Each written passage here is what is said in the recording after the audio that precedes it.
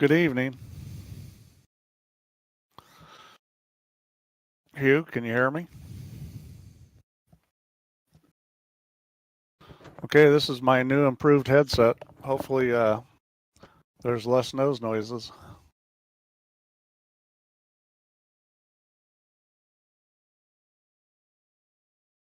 Here, how's it now? Okay, my improvement helped.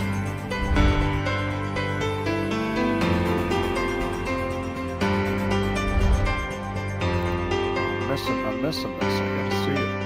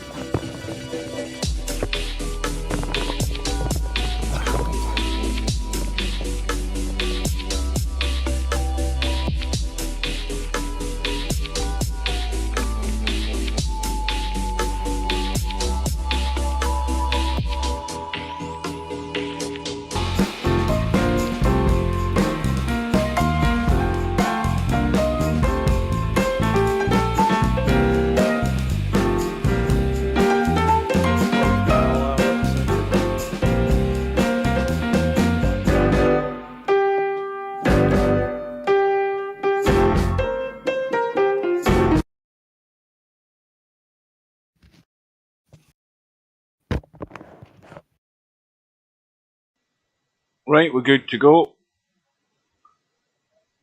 Good evening to Albie. Oh no, wait a minute, it's Dwayne.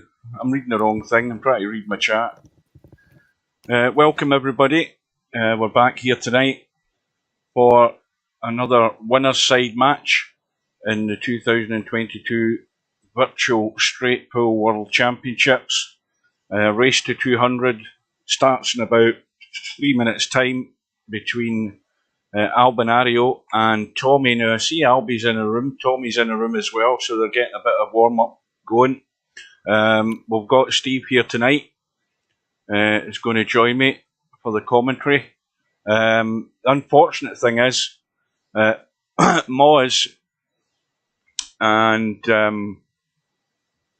Bedhead have set their match on a one-loss side for exactly the same time, so 10 out of 10 for that, guys. Maz is in the chat right now. Yeah, I'm just making sure he heard me. Well, you know what that is, Moz. I'll tell you what that is. I'll show you in a wee second. Hang on a minute to remember what my numbers are here. I'm just going to show you how you set a match like that and what you get for it. Hang on a sec. Here we go. Hi to Stephen Thompson.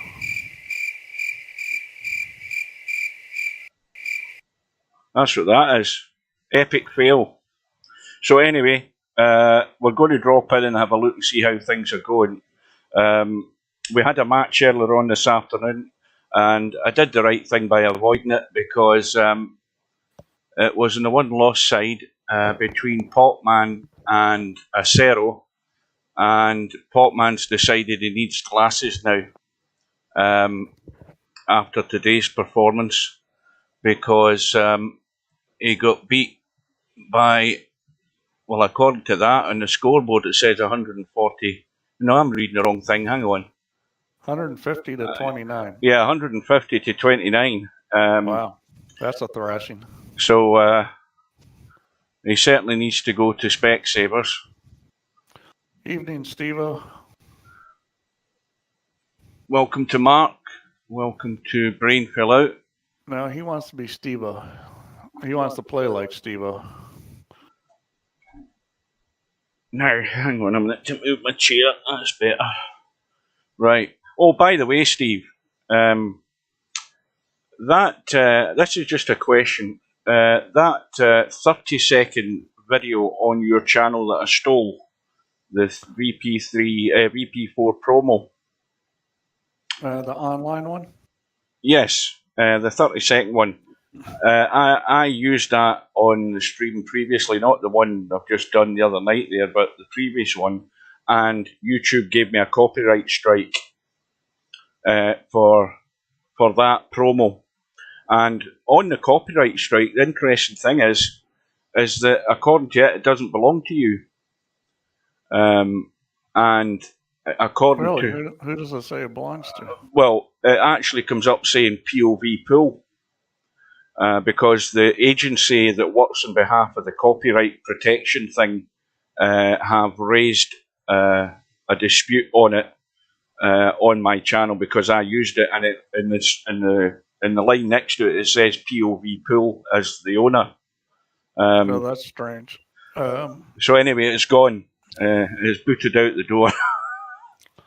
I'll have to look because POV pool did do some content, but that wasn't one of the parts. I mean, POV pool didn't do that, so I'll take a look at it because I don't know what's going on. YouTube's screwy. I mean, well, the strange thing about it though, Steve, is you've got it in your channel and you haven't had a strike on it, so there's obviously something going amiss. I don't know. It doesn't matter. Here we go. We're off and running. Oh, hang on a minute. Get my clock. Oh, I'm in the wrong room. I was going to go, you're in the wrong room. Nope, I'm in the wrong room. I went in with Maz and Bedhead. That would be a pretty good match, too. We'll have to pop in on that at some point, Hugh. Yeah, we'll keep an eye on it. So my little clock's going. Everything's working fine. Who did we do the last match with? Wasn't it Bedhead or was it somebody else? I'm trying to remember. I think it was a Bedhead match. Because it took forever. No, it was Bedhead LS3 was the one that I had the copyright strike on, but I can't remember who the other one was. Tom, he tried the semi-pro break. Whoops. Yeah. Well, let's see how much that cost him. MC Clarkey, he tried the same thing the other night as well.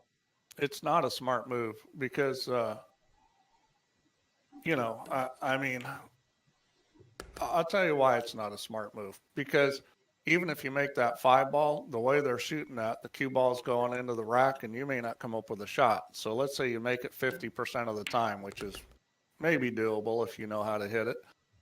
But the problem is maybe 50% of the time, you don't have a shot and now you're in a bad position. So it's really not worth doing because when you say it's got a 25% success rate, and you're potentially selling out, and it's just not a good play. Welcome to Rob. Hi, IQ. Run Out Rob's here. Run Out Rob plays a lot of straight pool. Dwight's there. Cobra's there. All the usual suspects. Yeah, well, Alvin may just punish him severely for that foolish move. I mean, if Tommy's going to have a chance to win this match, he's going to have to play good and not make mistakes, and that just wasn't a good way to start it. Because Alvin's definitely the favorite, wouldn't you agree, Hugh? Oh, he's the favourite as far as putting practice in. He's been working on the practice table fairly regularly on his own.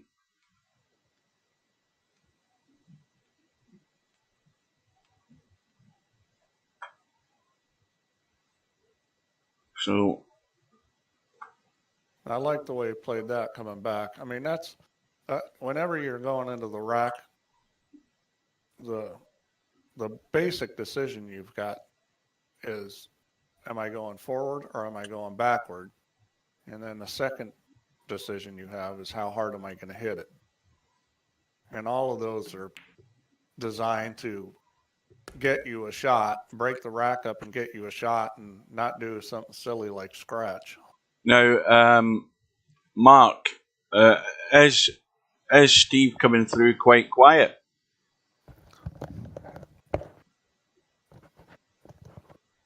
I can move my mic a little. Is that better? That sounds I put better. a poof ball on my mic, piece of foam. That was my Yeah. big upgrade. I looked at buying new headsets, and you know what? The one I've got's actually really good. It just I had lost the foam thing, so I bought some foam things for the mouthpiece. That's still low. Well, maybe it needs a bump because of the foam that's on it. No, I think it's just the little delay there. Rob's probably happier with it now. Anyway, I'm not going to mess about with Discord. I'm leaving it as it is. Albin's working through this rack nicely. Ooh, he just drew that too much. I thought he was going to play shape on the 6, and he just needed to stun it, and he drew it, and now he's got a problem. Yeah, I think he'll shoot the 6 still. I mean, that's a shot you should make. He may run into the 14 here. If he goes by the 14, then he's going, four rails.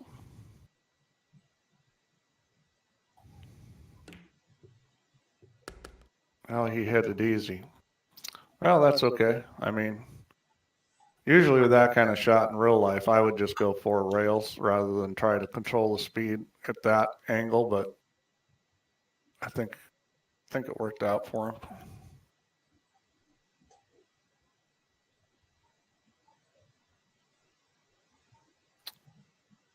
So I think he'll end up leaving that 12 ball for the break ball.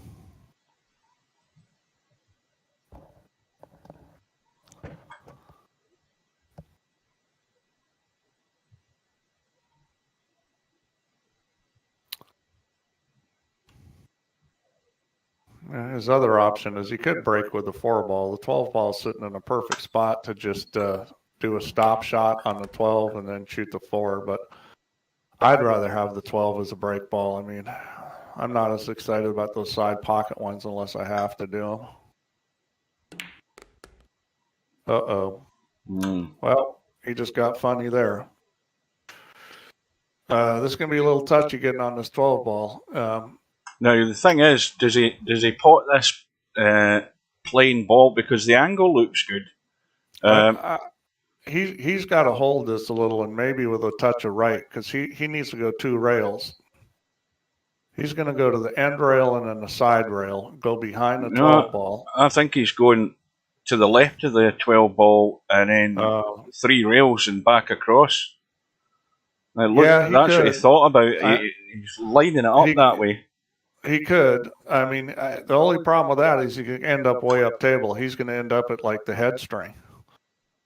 He's going to be very, very high up the table because the line it's going to be on, he's going to have to run it way up table to get, on the other side of the 12 ball. I think the fact that he's close to the rail, I think he's worried about running into the 12. I don't. Yeah. Well, personally, the way I'd play this is I'd hit this with a little stun run and a little bit of right English and try to hit about the diamond out from the pocket on the end rail and then come around that 12 ball on the backside. It's not a simple shot, but he actually hit that real good. I would have gone around just because it ensures you get angle. That way you can get straight. But he played it well. Yeah, he found a way to get there. Yeah, he risked running to the 12 ball and he risked getting straight up and playing it that way. But what's past is past and is sitting good now. And he's going to draw this, or I think he'll draw this.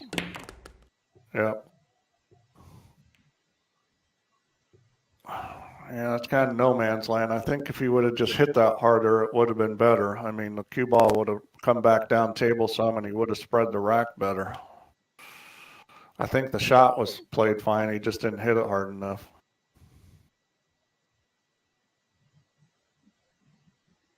Well, he looks as if he's skimming past the... Well, if he doesn't do anything with the cue ball, he looks as if he's skimming past the 15 and onto the 11.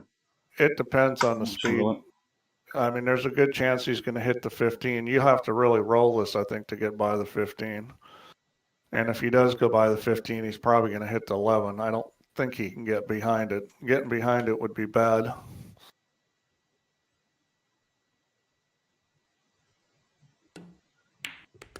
Yeah, he hit it hard enough to make sure he caught the 15, which was a good play. And now he's sitting perfect to break this rack up. I'm not sure why he's not shooting 5. This is a chance to open up all those balls sitting there. Yeah, I think he's looking around, but he's going to come off this 3 and go towards the 11.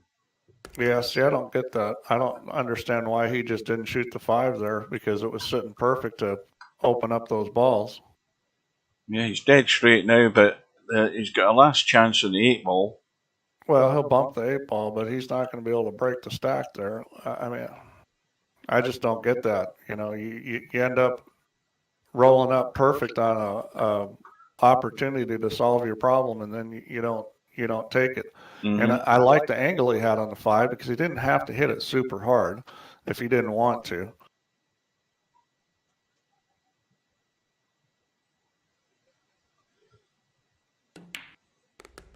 Well, the big part of straight pool is problem solving, so we'll see how Albinario deals with it. He's going to deal with it now, I think.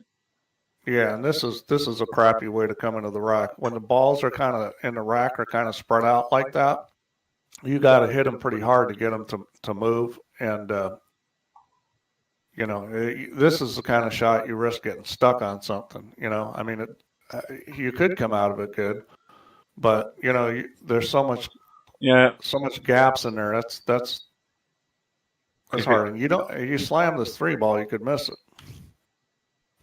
And if he hits the 4 first and cuts off it, as you say, he's not even doing that.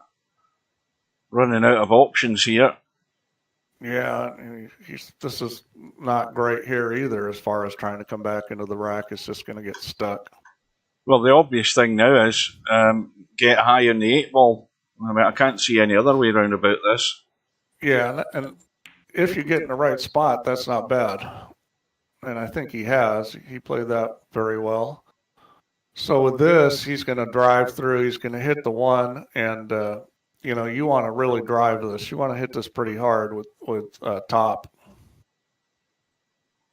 He's going to catch a piece of the 7 after it hits the 1, I think, and hopefully a big enough piece to move those balls. He didn't hit it very hard. Well, that thing really went sideways on him too. I don't know how much top he had on it, but it really moved sideways hard. Well, just a safety now, I think. I don't see anything. Well, he can shoot the 13 if he wants, but that's not a guaranteed shot. He's got a combo on the 7-13. You sure? Yes, the 13 goes. But it's only part of a pocket, and he's got to really cut the 7 ball a lot. Yeah, he's got to. Oh, my donut's away again. Hang on a minute. It's not a shot I'd be that anxious to shoot. I was just saying it's there. What the hell's happening with this camera? Hang on a minute. There we go. Camera's jumping all over the place. He's trying to figure out how to get safe here. Well, this is where that rack being kind of like spread out helps you, because it's easier to play safe. You're not going to have a ball pop out.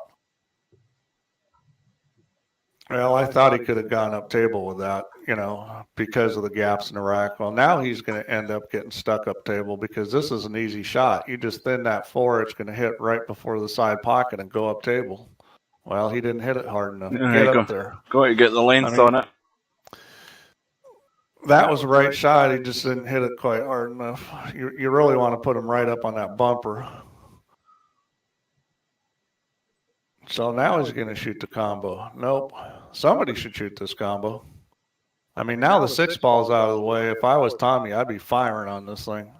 Now that the 6 ball's out of the way, you got the whole pocket. You just have to understand the angle of how much it's going to throw to shoot this, because the typical mistake is you don't cut the 7 enough, and then you'll end up hitting the end rail. Let's see what Tommyy does. My favorite thing to do on this kind of shot is actually overcut it, compensate too much, because the ball's going to throw quite a bit. So you've got to cut this 7 more than you think. You got to hit that 13 fairly thin. All right, played it well. Yep. So, I mean, those are just huge mistakes by Albin. I mean, I think this is just from the lack of playing straight pool. I mean, he didn't shoot the 5 ball when he had a perfect shot to solve his problem. And then, he didn't play a safe to take the guy up table, and instead got taken up table. And then he played a safe on a 6 ball, which opened up the combo and made it pretty easy. I mean, it just, and I don't know if he didn't see that combo there, or whether he thought it was too tough, or why he played that 6 ball like that. But bottom line is, those are all mistakes that are costing him. Yeah, the very first opportunity he had straight away was that 5 ball into the side, wasn't it? Take care of the pack. Refused it. Yeah. Run ended on 22. There's times you don't want to go into the pack where it's just a situation where chances are you're going to get stuck, or there's a lot of balls outside open that you're going to cluster up. There's reasons not to shoot the shot, but in that situation, I didn't see any of those being applicable. Oh, he didn't hit it hard enough. Trackball mistake. Now he's got. This is still doable. He wants to come in at about the 6 ball. That would be the ideal ball to hit, is the 6 ball. Now, see what happened there, where he hit like almost straight up? Yeah. That's why he doesn't have a shot. If he would have hit that 6 ball, the cue ball coming in at that angle would have rebounded, gone to the long rail, and separated, and he would have probably had a shot. The whole reason why he's is because he came into the rack in the wrong place. Well, he's looking at the 10 ball. The 10 ball looks to me that it's going in off the jaw. Yeah, the 10 ball looks pretty good.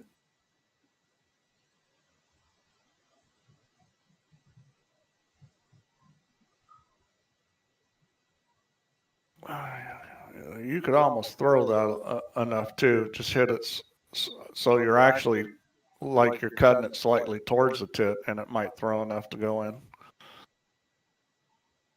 These balls are so clean, they don't throw that great. No, it's going to the jaw. Yeah. Right in the point. I think he's... Well, he didn't play it where it was going to throw the way he played it, but it may not have anyways. Well, Albie's got a combo 6-9, so... Yeah, and he hasn't got away with it. Simple. Even I can make that combo. Hey, DJ Simon. Good evening, Simon.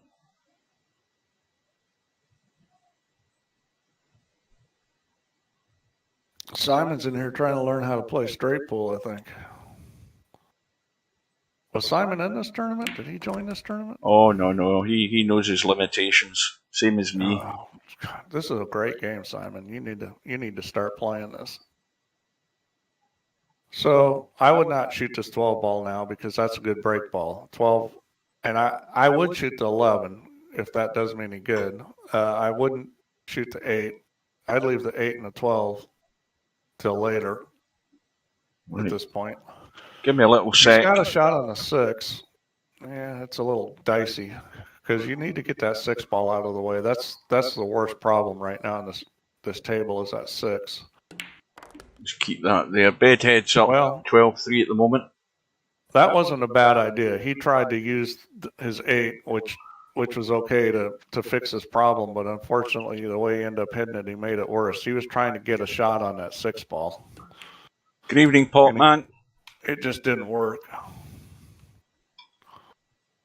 I forgot to ask you, Portman, did you actually beat your high run for the tournament in that match that you had today?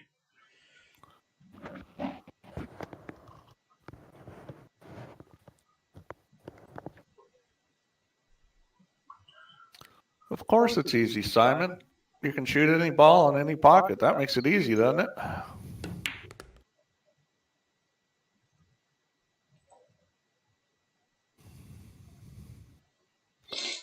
Yeah, so the big issue on this rack's going to be that 615, and you got to figure out how you're going to get to it. It would be nice to get the 7 or 5 ball out of there so it opens up the middle.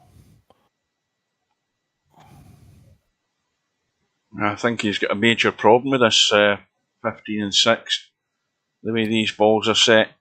Well, you know, if you get the 7 or 5 out of there, you can use the other one to go to those balls. You know, you're looking for a 2-rail shot.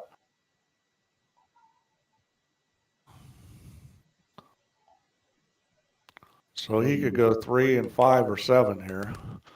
So he's going to shoot the 5, and then you want to come out and get, you know, sort of like where that cue ball is, but a little further up table, so there's an angle on the 7. Then it's natural just to go 2 rails into that 615, and it's an easy shot. I mean, you'd have to hit it terrible not to hit those balls. Well, I have a funny feeling he wanted to get onto the 11 there, and he ended up straight. Well, I don't understand that, because if he was going to shoot the 2, he should have tried to get on the 7 ball. Yeah, he's thinking in terms of 1 rail rather than 2 rails, and the problem with going at it 1 rail or directly into it is the angle you have to get has to be pretty exact. Whereas on that 2 railer, you could have quite a bit different angles. You don't have to be that precise. You just have to have some angle on like that 7 ball, and you can go 2 rails into that easily. It's just a much bigger target that way too. Yeah, they'll be doing 2-for-1 deals in Specsavers, Fopman.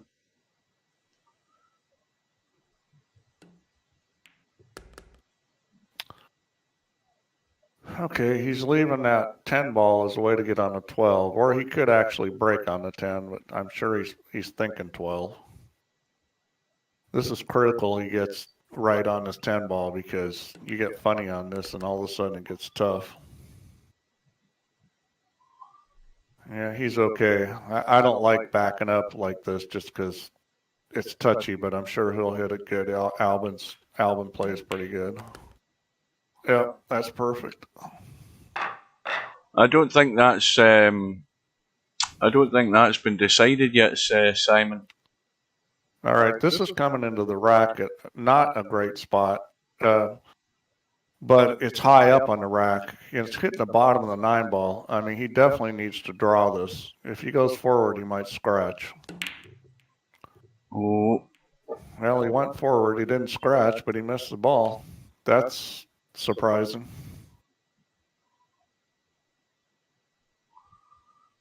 Yeah, going forward got him more into the next ball down past the 9 and able to hit it full enough where it caught that ball full, so it didn't go towards the pocket. If he would have just got a little bit of 9 ball, that could have been right in the corner. I've already hinted Cobra should be black ball.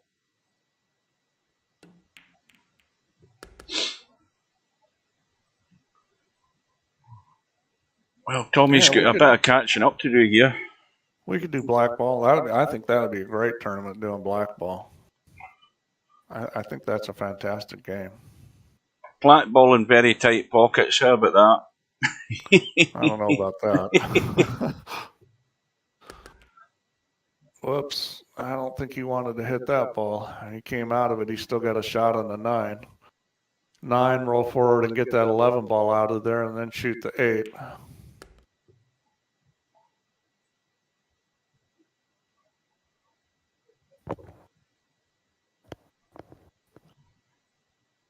Now, here's a question. Is Semi-Pro still there? Or did he ever show up? I can't remember if he's in the stream. Quick look. Oh, there we go. There's a spam bot in again. Can't get rid of them. I've done everything. Can't get rid of them at all. It's a what? A spam bot. That's porn links that they're posting on YouTube. You don't know old Seamus Leonard? Nope. Never heard of the guy.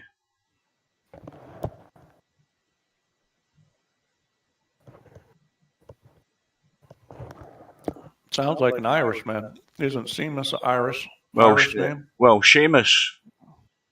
Was it Seamus? Yes. Is that how you say it? Yeah. See, I don't know all this Irish speak. I'll educate you. You stick with me, I'll keep you right. I've got Irish blood in my bones. Are you Scotch Irish? Yep, genuine west coast of Ireland descendant. Descendant from the Galloglass. Go on to Wikipedia or whatever and search for Galloglass. If you actually put my surname in on Google, it'll give you the definition of my surname, and I'm a descendant of the Galloglass, which I think I've said this before. They're sort of middle ages skinheads, sort of thugs. That's basically what they were. They went around in gangs and beat people up for you. Well, that sounds like most of the Scottish back in those times. So they were called the Galloglass. So my surname's descended from that, and that proves that I'm genuinely Irish. My great granny came over in the potato famine. Well, Tommy's not doing himself any favors here because Albin has made a bunch of mistakes and given him a bunch of chances, and he's still losing ground. Yeah, he's taking too long to warm up here, Tommy, because he's drifting behind. Yeah, I mean Albin's probably not going to play any worse than he's played at this point. So, you know, things are probably going to improve for Albin. Tommy needs to get his stuff together. That's another program I've never seen, by the way. Never seen Peaky Blinders. I've no notion to see it. I hardly watch the TV. I've never seen that Game of Thrones or whatever it was. Never seen an episode.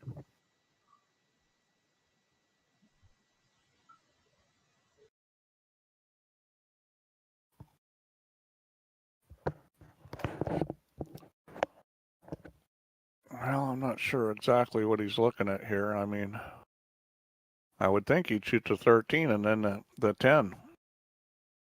He looks like he's looking at the 4, which I don't quite get because he's going to bump the 10 and then get funny on the 13.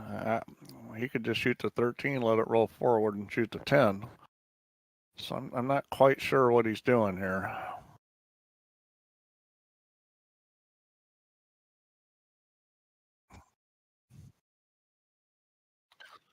He's not going to skin it. He's going to hit it pretty full, but he's going to get probably more angle than he wants on the 13 for the side pocket. All he needs to do is just shoot the 13 and roll up into the middle of the table and then shoot the 10. And then he opens up his 5-ball as a break ball. He's thinking to try to get the 10 out of there, but the easy thing to do, he can shoot it. He just has to get to the middle of the table. Even if he thinks he can't get there in the 13, he could go some other way.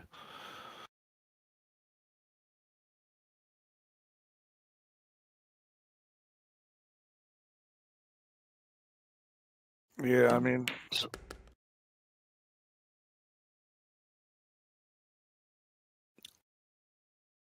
mean, I think that's a trap people fall into in virtual pool because you got such a great stroke. But, you know, even in real life, I mean, I've got a big stroke. I can do a lot of things, but whenever I get a shot where I'm thinking of really cranking it up and spinning a lot, I say to myself, is this really what you want to do? Because I learned, you know, you play those kind of shots, you miss balls more, you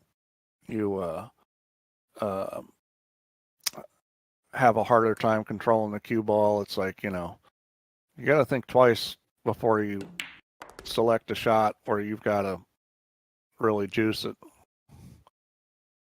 You know, this is that side ball extender from the ball extender from the side pocket problem. He just got a little funny on it. I think he's in a spot where he can make this with left English and come straight back up and get a shot on the 5. But I think he's going to have to hit this to left English or he's probably going to run into the 5 ball coming back up table.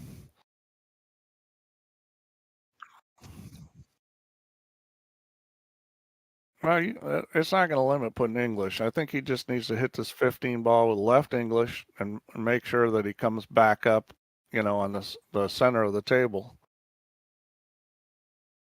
Oh, now he's doing something crazy that I don't like. This I like less. Yep.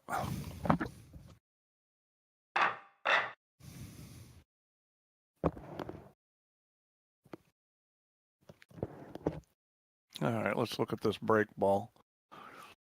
So this is coming in on the high side of the 9.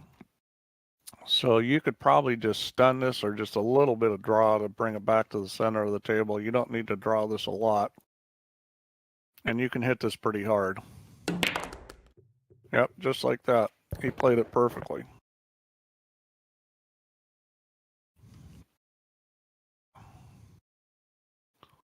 And he's got the 15 ball, he's got the 1 ball, I think, and he's got the 4 ball. If it was me, I'd probably shoot the 15, but he may like the 1 better. The 1's fine too.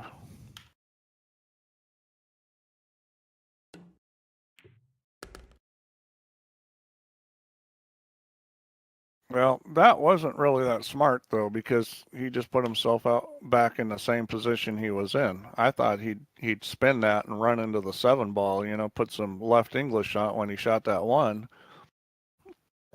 Instead, he came back up table, and luckily he's got the 11 because.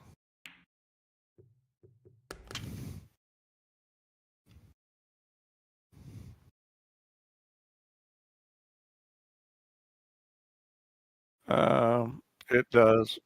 Yeah, it does. I mean, obviously the 4 ball is a good way to run into all those balls. The 10 ball is good as if he leaves the 2 there, but the 2's gone. The 10 was good if you left the 2 there because it gave you a chance to go into that rack and that catcher's mitt, and when you get stuck, you still got the 2 ball. He's fine. He's just going to end up using the 4 to break him, and then have to hopefully comes up with another break ball. Well, he could actually break him off this 8 ball. He's going to have to kind of punch it. He's going to have to hit down on the cue ball a little. He needs to get kind of like he needs to get kind of a little stun run and hit it hard on that 8 ball.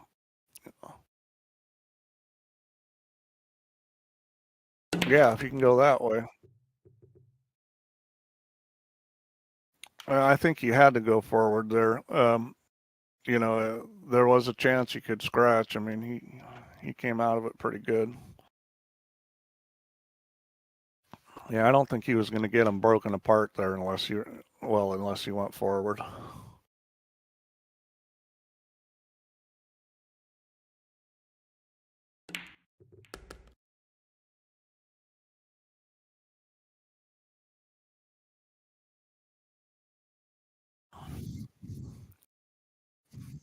He could shoot the 6-10 combo right now if he wants. And there's other ways to get to it. I mean, the 10 goes in the other pocket, and 15. I mean, he's still got a lot of options. I wouldn't say he's in trouble yet. Yeah, I think he's going to leave the 12. My guess is he's going to try to run into those balls right now. I think you would want to hit the 6 ball because it's going to hit the 7, and then the cue ball is going to hit the 10. I mean, that's what I'd be trying to do, is hit the 6 ball just a little on the left side. I mean, Albin's a good enough player. He should be looking at picking how he hits the ball, like which side of the ball he wants to come into. I'm just letting Steve rant away here, by the way. I'm paying attention and listening to him. Larry thinks I've gone home. I'm a little surprised he didn't try to break those up right there. He did that before where he had that opportunity with the 5 ball. He may just try to go behind and shoot, the 6 and 7 and 10. They all go from behind here. So, I mean, if he rolls this 15 ball soft, I don't know if he can roll it hard enough get a good shot on the 6 or 7. It looks like he's just going to try to stun it. Mm-hmm. Well, I think he's maybe going to take the. He could take the 7 up table. I think that's what he's going to do. No. I don't know why he's looking at the 10. If that was me, I'd be shooting a 7 because you know you're going to come up with a shot of the 6 or 10. Probably the 10, but the 6 you could probably shoot up table too. Well, I'll say it and I'll say it again. He was running out of balls 3 minutes ago, and he's got very little options here. Well, he's not making great choices. I mean, he had a perfect shot when he shot that 8 ball that he could have come run down in that 6, 7, 10, and you know he didn't do it, and I'm not sure why. Yeah. Well, he likes to do things a hard way. Yeah, that's what he's doing. I mean, he knows how to pocket balls and move the cue ball, but I think he just needs to learn some of the subtleties of straight pull because he's not making great choices on how to get through the rack. Well, he's recovered that well, but it needs another good one on the 7. Yeah, this shot's tricky. I think the way to play this is go above the side pocket with it, with right English to kind of kill it. But you only want to go a little above the side pocket. You really want to hit in between the side pocket and the diamond. He did it. The way he did it was more guaranteed. He ended up further up table, but it was more guaranteed than what I was saying. So this isn't a terrible break shot. You want to make sure you don't skim the 1. You want to make sure you get the 1 pretty solid. So you can't just blast this as hard as you can. I mean, you got to hit it with medium speed. That's even better. He got straight into the 11. I think he's on the 14. Yeah. Yeah, he can twist it in even if it's not. Even if the 13's an oil, Italy's okay.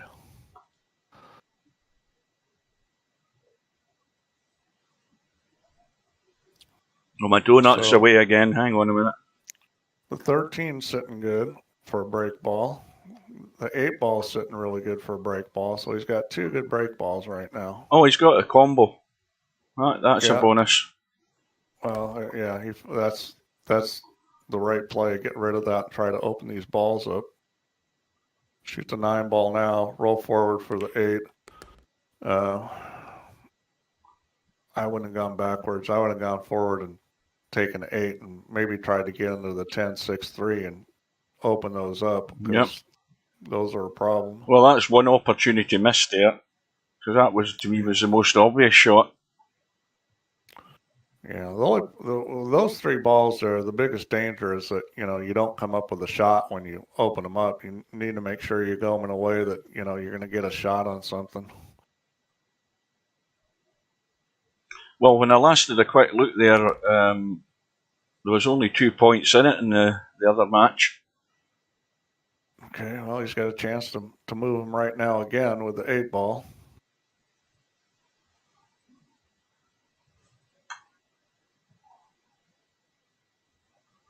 And he's looking like he's going to wait again. The problem with moving with the 8 ball is you don't want to get in behind him. You're going to want to clip the 10 ball on the side where it comes back towards the 4 and the 2. And you're probably going to get a shot on the 3 ball or the 6 ball.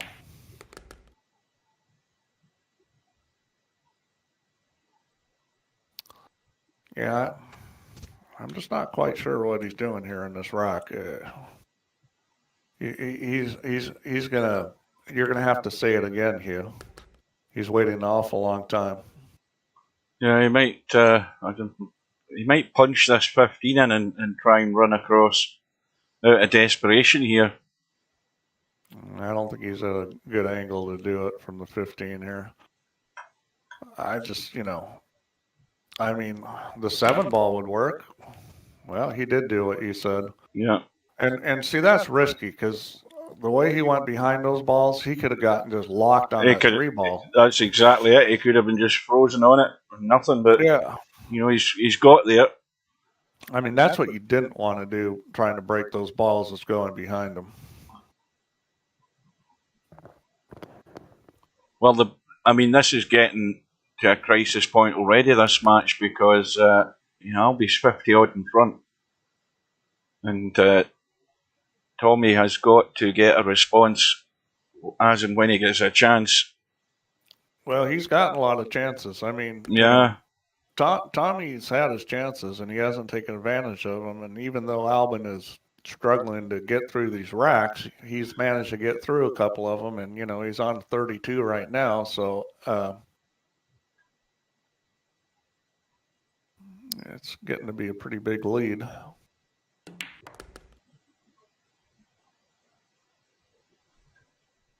No, well, he's got to decide whether he wants to break on the 8 or the 13. They're both good break balls. Yeah, I think. Yeah, it's looking like he's going to be going for the 13 because you need a ball down there to get on the 8. I mean, you can roll down on him, but that's he could go from the 13 to the 8 if he wants to use the 8. My guess is he's probably going to try to play for the 13 ball. Yeah, I think that's odds on. Let's take the 8 as well. Well, anything but straight on the 1 ball. Way to call it, Hugh. He's done his best. That's a commentator curse there. Yeah. Well, that's what you didn't want. And now he's probably going to have to go up table and out and just let the cue ball run. I don't think he's many other choices here. Well, he played it well. Yeah, he's pretty much got there. Yeah, let's take a look at this guy. Well, he's going to go into the 8 ball. This is another one you can just stun. I would not draw this just because it brings the side pockets into play. I would hit this with stun, maybe even just a touch of follow, try to hold the cue ball there. You just don't want to get the ball going up towards the side pockets.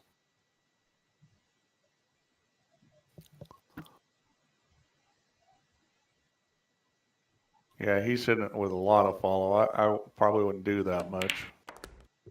And that's why. Yeah, you're always risking that. Matt did a few of those the other night. Yeah, well, he was in a position where he could hit the 8 very full. With just a touch of follow, it just kind of holds it there. Putting a lot of follow in it, it got him further down on the 8 and it got him going towards the corner. But by the converse, draw there was not good because it could come off that 8 and go in the side pocket. I mean, one way to look at one of the things that helped me, Ernesto Dominguez, champion, Oscar's father. One of the things Ernesto taught me was use the balls like rails, because that's what they're like. They're really just like a pull rail.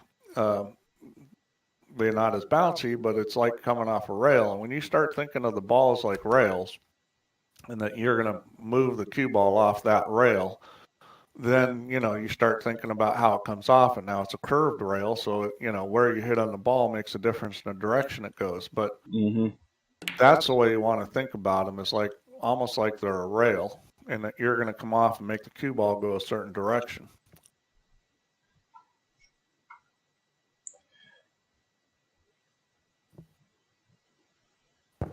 Well, he's got a slight angle in the tube. He's going to have to... Yeah, and this is a little funny because if you go forward on this, it's going to hit the 10, maybe hit the 12. It's going to go towards the corner pocket or end rail. Where have you stuck your mouthpiece, Steve? Round the back of your head? Oh, sorry. It got moved. Yeah, I think that was a smart move, not going to the rack there. And remember I said there's times when you don't want to do it? Well, that was one of them, because where the cue ball was going, I mean, he could get stuck on those 11 or 4. He could scratch. There was a lot of bad things that could happen. Well, it looks like the Is that the 12 ball, that purple one? That looks like the one. I think he's gone straight in it as well. So again, Yeah. he's running out of options here. Again. Well, the 6 ball would have been good if the 4 ball was still there. He comes around, he gets an angle on the 6. Now going into that sideways from the 6, good chance of getting stuck. But when you got the 4 ball there to save you, then unfortunately the 4 ball's gone now. So now if he plays that shot, it's a little bit more risky.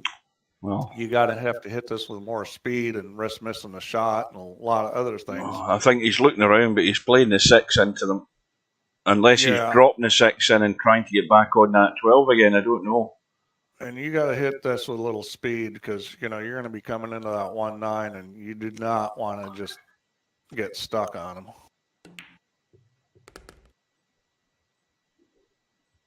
Well, it looks like he's going to try to come in for the 8 ball, which isn't bad, or maybe he's going to try to come down on this 12 again. But this is a consistent pattern with Albin. Is he waits till the very end to deal with the problem, and that's caused him some issues. Well, he's certainly going to open them now. Yeah. It just depends how hard he goes into these, where this cue ball ends up skimming up the table like that. And now he's in trouble. He's going to have to play a recovery.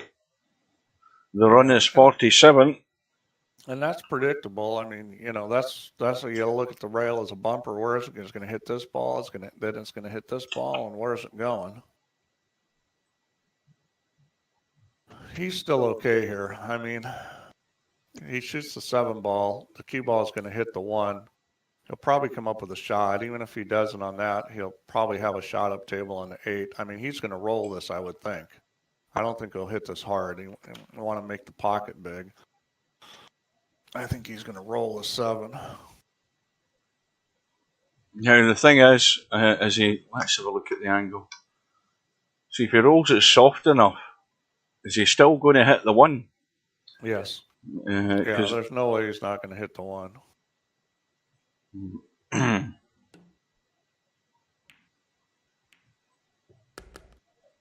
Well, he's now got his break ball in place, the 9 ball he's working around, so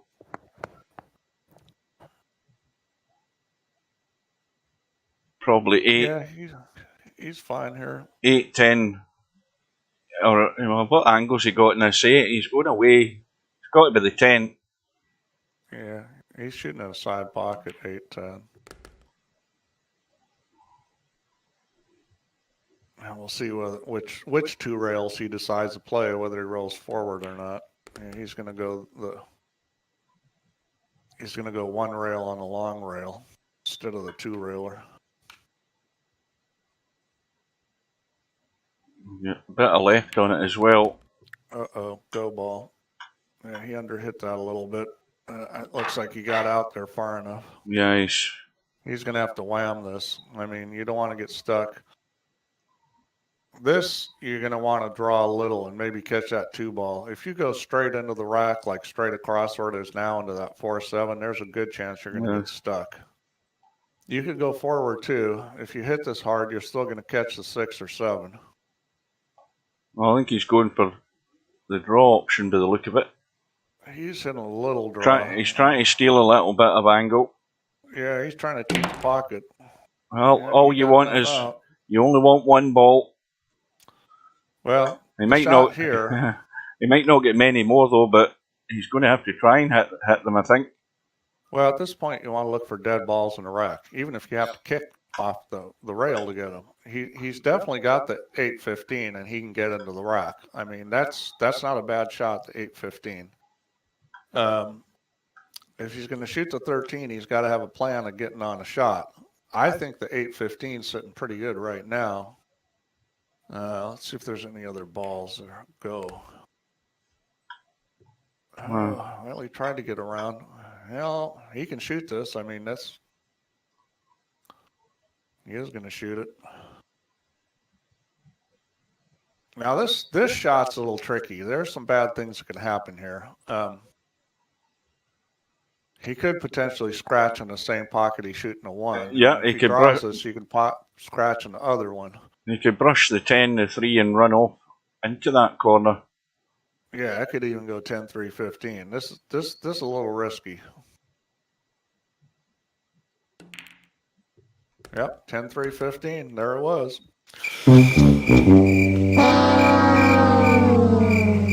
Now, I'm not going to tell you I'm an end-all straight pool player because I'm not, but I seen that as well, Steve. I saw that potential of that 10-3-15, and sure enough, that's what happened. Yeah, the run ends in 52, but that's not the problem. The problem is what Tommy's got here. If I can see that, everybody else should be able to see that, right? Yeah, you just look at. I mean, again, this is where you visualise the shot. You visualise where that cue ball's running when you hit the shot, and what other things can intercept that cue ball. And there was a line of those balls where the little clip, there was a strong chance it would head towards the pocket, and that's exactly what happened. I can tell you that all those guys playing straight pulls, making high runs, are looking at that sort of stuff. That's why they're getting high runs, because they know that, hey, this is a problem. If I'm going to shoot this ball, I got to figure out a way of shooting it where it's not going to do that. Well, let's see what Tommyy can do. I mean, he's capable. What's his high run for this tournament, Hugh? I think is he not in second or third place? Didn't he do like a 50 something or? Let's have a look.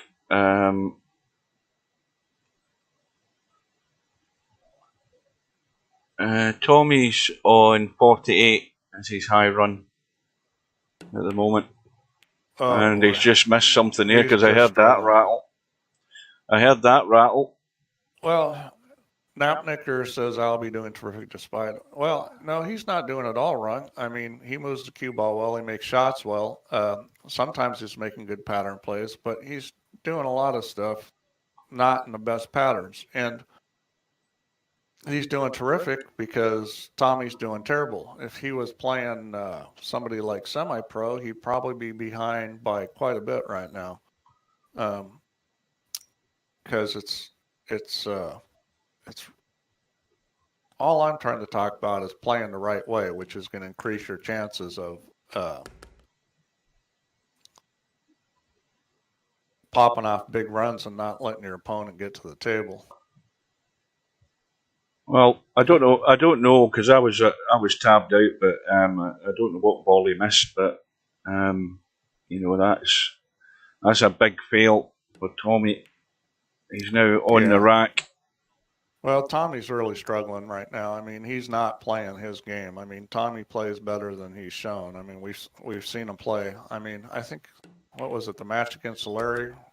I watched him play, and he played a lot better than he's playing right now. Well, I think the score line's playing in his mind as well because he knows that he has to deliver, and he's tripped up straight away there. Bedhead's got a 22-point lead in that other match at the moment. What was that, Bedhead and Moz? Yeah, I would say Bedhead's a favorite, but Moz is certainly capable of winning that match. Right, he's just got to keep. Moz has just got to keep pegging back the points if he can. Take it down to the squeaky bum time when it gets to the business end of the match if he can. Yeah, I think in that match, Bedhead's got a little bit more pull savvy than Moz. But, they both pocket balls well. They both move the cue ball pretty well. Just Bedhead's got a little bit more experience in pattern play.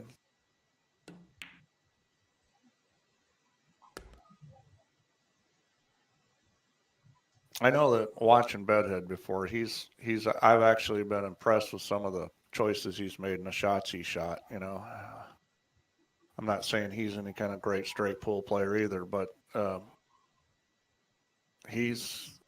think he's definitely one of the guys that could win this thing. Yeah, well, because he gets plenty of practice in all those Bedhead cut shots that he plays in 9-ball. Well, this is a little touchy here, getting the angle on the 14 that you want. Let's see what he does here. I think he's going to have to stun this over. And he's up high on the cue ball, which I'm not sure what he's doing here. I'm just going to go forward and go this way. That's kind of a funny angle. Well, he's just running up table. Well, I think he's going to have to shoot it in the side and go 2 rails. Go end rail, long rail. I don't see. This cue ball's heading towards the side pocket angle. Well, he's gone past it, but is he gone past it far enough? He's going to have an awful shallow angle going this way. Well, I mean, it's good enough. I mean, I think in real life you wouldn't like this, but in VP, you know, with the stroke of God, this isn't that bad. That may have been a really good choice to do it that way. I mean, it was guaranteed to get there the way he was shooting it. My suggestion was certainly not as guaranteed as this. Oh, now how's that landed? I think the 5 ball just ended up in a combo. Yeah, the 5-6 is sitting real good. Well, you know, I mean, there is a little bit of luck when you're going into a break shot, especially at that angle. I mean, you know, it can come out good, it can come out bad. I think, you know, with the speed he hit that, chances were he was going to come up with a shot.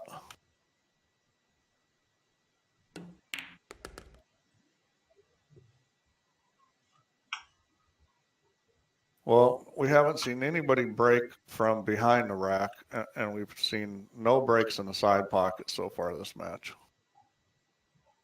Which I'm not saying is bad. I mean, ideally the breaks from those wing balls, you know, out on the sides into a corner is a preferred shot. But,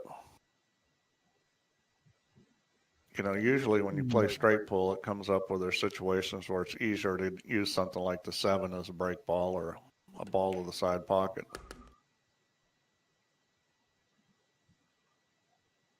Well, all of those balls in a line, well, apart from the 10, they go, but the problem's the 4 ball in there. And the 8 ball.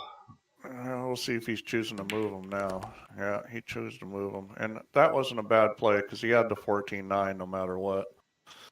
And that's what you want to do is those kind of situations. You want to have a safety valve because you could get stuck on the rack. If he didn't have that 14-9, then that wouldn't have been a good shot to shoot.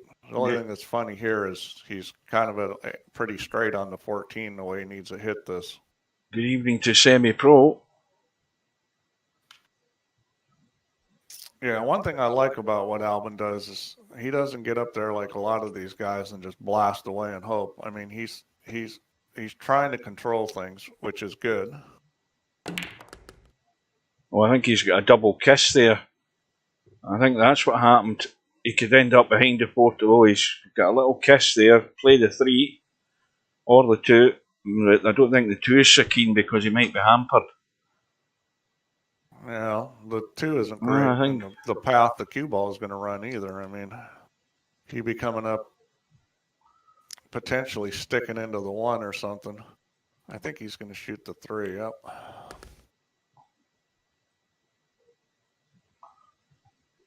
Bedhead on 54, Moz on 31. Okay, now that's taking advantage. That's, you know, where you may not necessarily plan on getting that on that 1 ball, but you rolled up good on it, and that was a great time to shoot it. So I think he'll probably leave. Yeah, the 8's a touch high. Well, now I like the 11 ball for a break ball.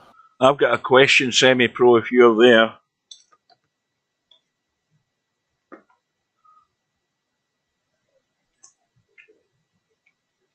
Oh.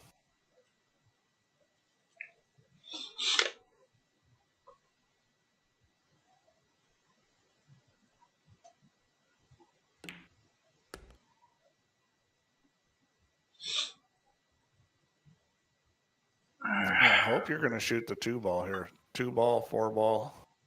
He's going to need to do something with that 8 ball pretty soon, too, because that ball needs to get out of there.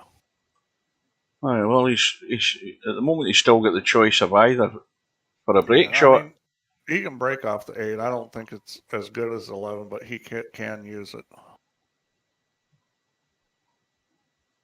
But if he is going to use it, then he's going to have to figure out a way to shoot it because it doesn't go in that one pocket very easily. Yeah, he's decided he's going to go with the 8 ball. Now, this is a situation where I would not shoot the 14 here. I'd go 2, 4, and you leave the 14 for last. Because see how easy it is to get an angle on the break ball? Yeah. There's a bunch of different ways you can. Balls up table are usually pretty good. He's looking like he's going to break on the 2 ball.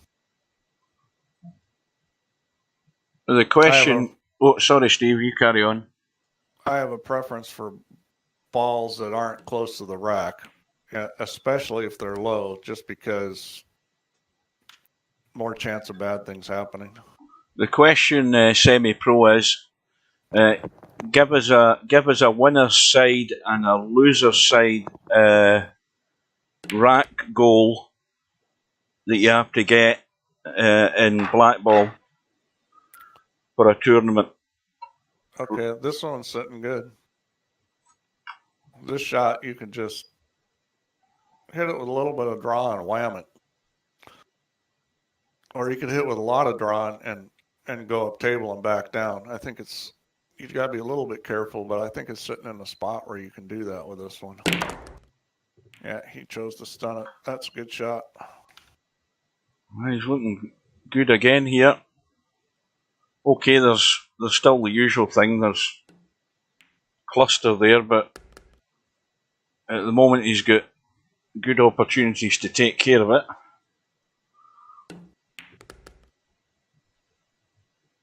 Yeah, that rack spread out pretty good. I mean, he's got the 1 ball as a break ball at this point. He could use the 4 ball also as a side pocket break. This is looking like a bloodbath, Steve. Yeah, well, I mean, Albin was a favorite. Tommy played well, and Tommy's not playing well. Yeah, I didn't think it was going to be like this, though. No, I mean, I didn't either. Tommy's well past the warming up stage. Okay, so 7 and 11 losers. Well, and we ought to do more than a tour because virtual pool it goes faster. So we ought to do probably at least we probably ought to do something like race to 9 in the winners and race to 6 in the losers and race to 13 in the finals, something like that. Race to 7? That's far too bloody short. Yeah, in VP4. Yeah, VP4 the play goes a lot faster. I would have it. You know what I'm like. If it's blackball, I would have it. I would have it race to 15 in the winners, race to 12 in the losers. And that's going to be that's going to be a long time. No, it won't. No, well, you got to realize that black ball is not going to go as fast as 9 ball or 10 ball. I mean, and as far as 8 ball games go, I mean, black ball is going to be slower than playing like bar table 8 ball just because, the way the pockets are, people are going to duck a lot more. They're going to play safeties and they're going to move, and it's a game where you're going to move more than playing 8 ball on a pool table. So I see it being slower than 8 ball on a pool table. What did we do the last 8 ball world championship? What were the races for that? Oh, I can't remember. That was on the 10-footer. I think we did it. Yeah, Cobra's right. Lots of tactics. I think black ball is a great game. Well, we'll figure it out. I mean, we certainly,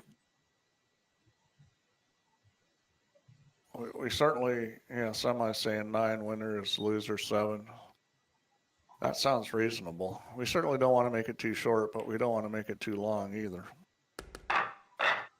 I mean, I guess ideally, Hugh, I think a better way to ask it is, what do we want the match length to be? So how long do we want a winner side match to last? Do we want 2 hours?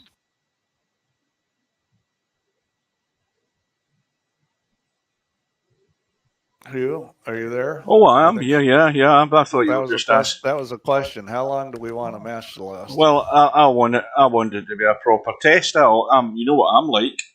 Well, I mean, but I also know that you're like these straight matches are lasting too long. So I mean, like if you're going to stream a match, what's good? 2 hours, 1.5, 2.5. I mean, what is it that you think is a target number for a match length? well, I would have it round about 2 hours. Okay, so then the But next question is well, of course it depends on who's playing, but for an average match length to be 2 hours, how many games do we want to play? What do you guys think? I mean, you guys will play blackball. How long does it take for a race to 9 in blackball with two players that are like medium speed?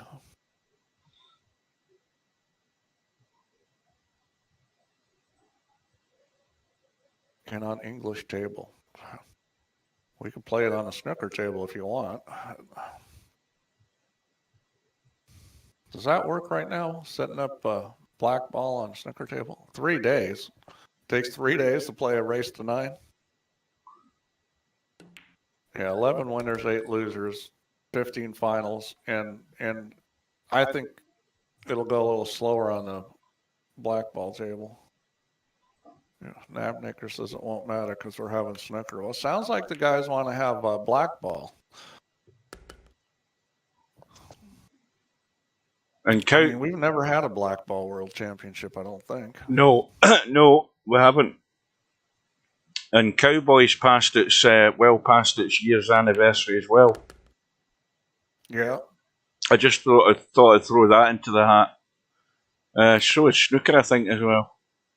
Yeah, we need to do snooker. We need to do blackball. We need to do cowboy. Maybe cowboy last. What I think though is the point that has been spoken about and mentioned in the last couple of streams is that we've got this one going at the moment.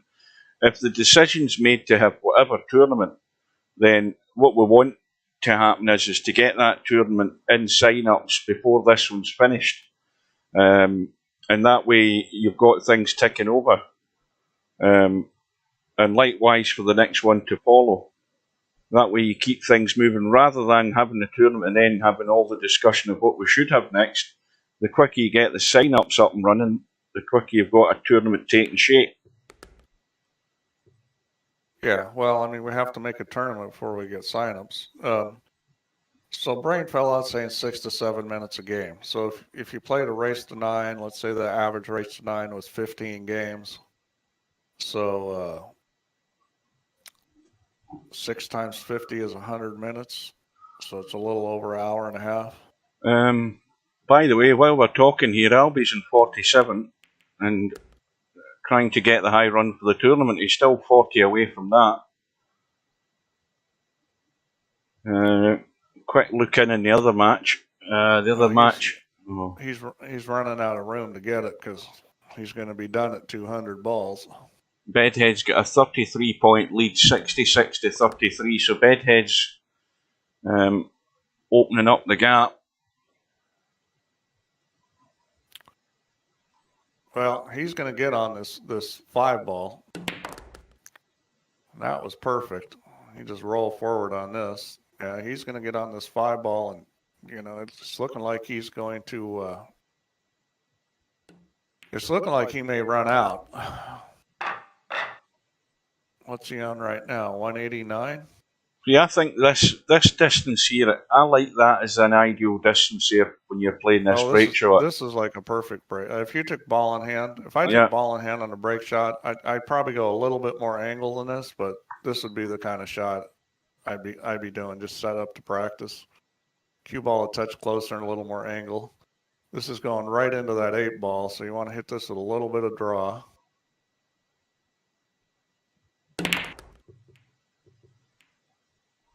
Well, I think he just stunned it, but yeah, he would have been better off drawing it, but he's okay. I mean, he's got a shot on the 9, he's got a shot on the 13, he's got a shot on the 6.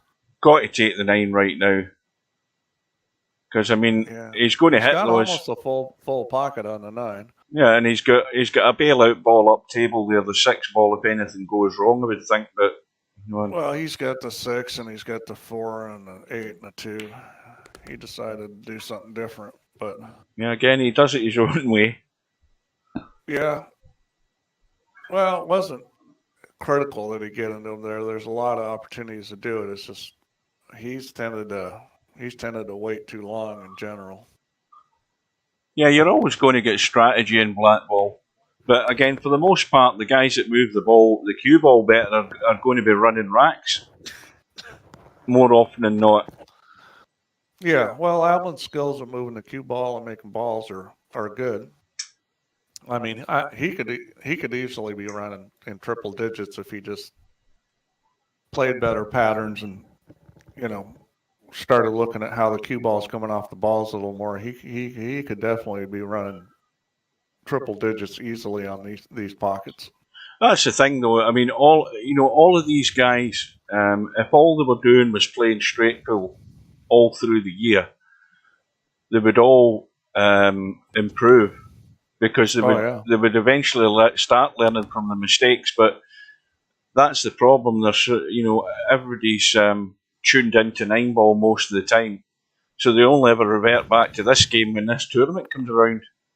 Oh, this is a great game, and the thing is the way you get the best way to get better, besides playing a lot, is play against people that play better than you, know how to play. Like Semi is by far the best guy at getting around the table and straight pull and VP. So that would be the guy you'd want to go in and play with and see what he does, or go watch him play. Well, the thing is, though, Steve, the little caveat for that is that now when he pushed out of the tournament, is that what you're trying to say? No, just to clarify matters, that run that Semi had, the 2-7-1, that was on normal pockets, wasn't it? Yeah, but still, I mean, I've watched him play, and he came in and commentated with me, and I actually learned some stuff from him because he went about some things differently than I would have. But then, I realized, well, that might be better than the way I was doing it, because there's more than one way to do things. There's no way you have to do it exactly like this. But there's definitely some attributes for how you should pick the rack apart and not getting yourself in trouble. And I've watched him play, and I recognize that he understands that. I'm not saying he's a great straight pull player, but he's light years ahead of all the other guys on here as far as understanding how to pick a rack apart.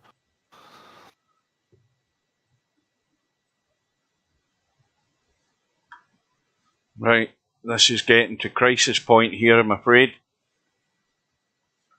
He's got to. Well, I think we're past crisis point. He's got to get the hit here. I think he's going to have to shoot the 7 ball, and well, if you don't hit it too hard, you get into the 3. What's he looking at? He's looking at this 4-8. Yeah, that's a reasonable thing too. Or he could just go forward with the 7.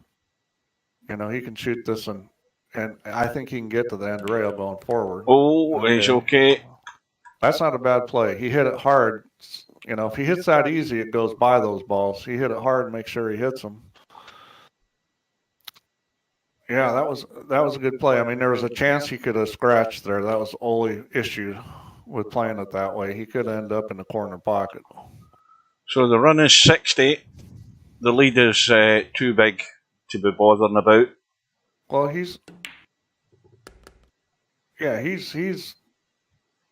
might run out this thing. What's the high run of this?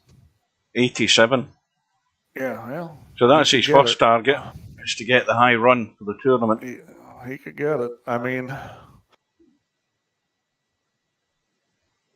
combo, is it?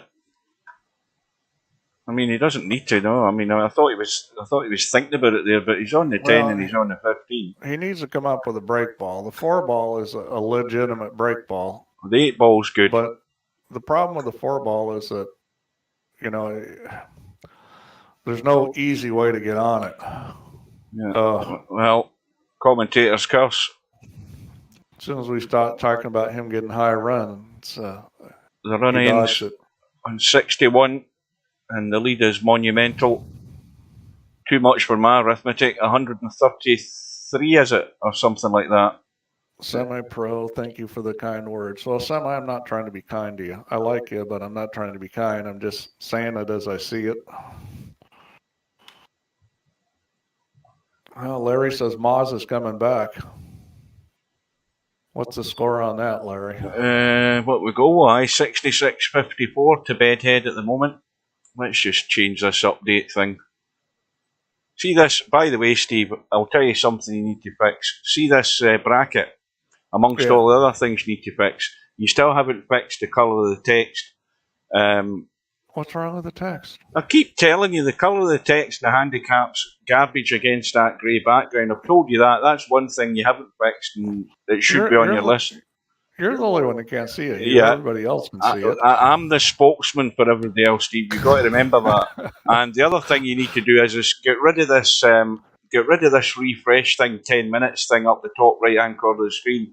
Default that to 10 seconds or 30 seconds. No, I'm not going to do that because it takes a lot of horsepower on the server every time you refresh that. Does it? All right then. Well, forget that one. But change the text colour or put a background on it so somebody can read it. I mean, there's Popman needing glasses as well. He can't see that. Well, I don't know. I mean, after this match, Tommyy may be buying glasses too. Oh, that was almost perfect. He ended up getting a little angle on this 15 that he doesn't want. Let's see if he tries to throw this. You can hit this with a little draw in left English and just throw that 15 and keep the cue ball from sliding over. If you're not going to throw this, you're probably getting 2 straight in on the 8. And he didn't throw it, and he got 2 straight in on the 8. Yeah, he's going to stun this, skim off that 9 and possibly scratch if he doesn't get it thick. Yeah, he's drawn it. Yeah, well, he needed to draw it. There was a chance of scratching up here in the corner. I mean, I hope you guys know that about like throwing balls. If you got a little angle like that and you're trying to keep the angle for the 8 ball, that you can put left English and hit it with a touch of draw and kind of stun throw it and hold the cue ball.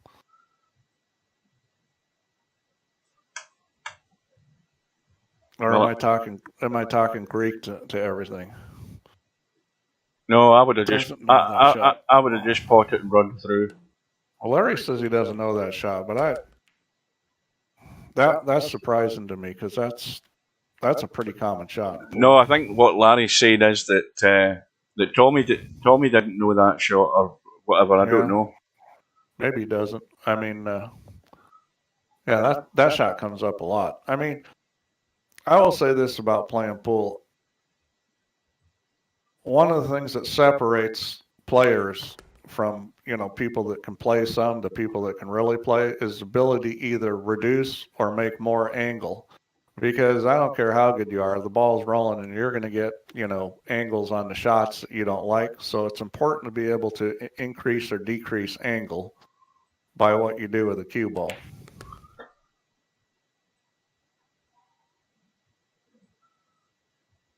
Well, Tommy's at this critical point in the rack already with this big cluster. Tommyy could pop off the high run right here and still not win the match. He needs to do something fantastic because you know that Albin, gets to the table. He's going to be able to run some balls, even if it's only 20s or 30s. It's still going to be, well, enough if he gets a few opportunities. The shot's there for Tommyy if he gets round onto this 13, into the corner, into the same pocket as the 3. He needs to keep running. He needs to slow down. I think he's gone a bit too heavy. I don't even think he was playing for the 13. Yeah, he probably should have been. Semi says you can use the pocket to change angles, and that's true, and good players do that. They also miss balls doing that too, though. Well, I think he's committing himself here. Of course, they miss balls doing what I said too. He hasn't got it there, but he's going for it, I think. Yeah. Oh. Big ask. Oh, I didn't think that shot was that hard. Did he hit that with left English? Because he needed to throw that ball a little. I don't know if he did or not. If he didn't, that was a mistake. But yeah, I didn't think that shot was that hard. Yeah, Moz is on 57, Bedhead on 66.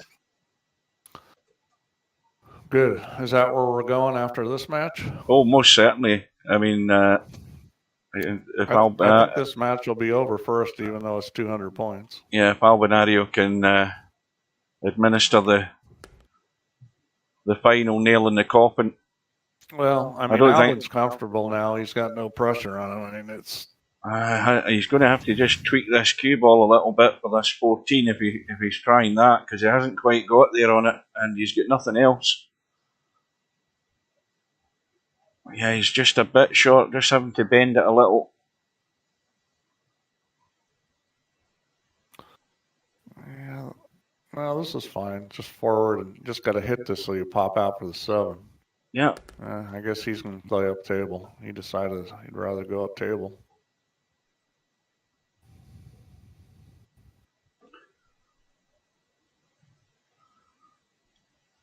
Which might not have been a bad choice. Getting on that 7 was going to be a little touchy. Overrun it, and you could be stuck on that 15 ball. That might not have been that bad a choice to play it this way. Oh, that's the first diamond. That's well away. Well, yeah. Well, high enough it wasn't going in. The good news for Tommyy is it was only 3. The bad news is he needs a high run of the tournament to stay in the match. Yeah, I'm not sure he plays good enough to run. What is it? He'd have to run 90. Oh well, he's already run a what did Larry say? 49 or something. Yeah, 48. So that's pretty good. If you can run 48, things go your way. You might be able to run double that. So 11 ball up table. 4 ball is going to have to be it.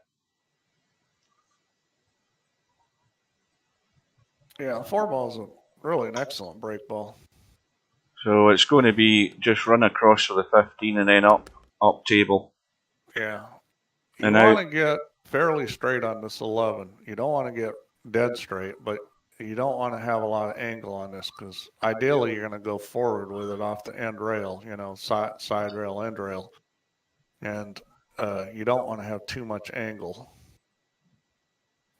I mean, you can control this with too much angle with right spin, but that gets tricky. Well, Steve, if he gets over. He's still okay here. He's gonna have to cheat the pocket a little. Well, now you can get this ball. Well, I wouldn't have played it that way, but hey, it works. That just makes the pocket small trying to do that. I would have gone forward with that.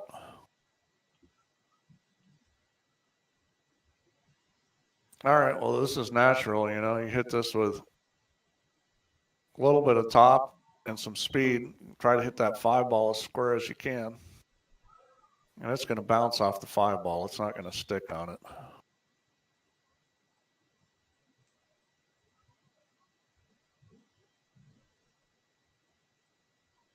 You don't want to really blast this, but you got to put some speed on it.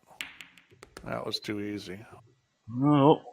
He got away with it, though. I don't like that speed because they don't separate that good. 9 on the side.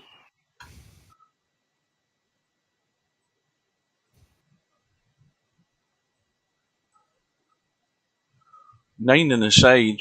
I suppose he could finish in line with the 6 and get a nudge into that bunch. Yeah, I don't like that angle going into that bunch. Because you don't have a good combo on 11, 14, 11.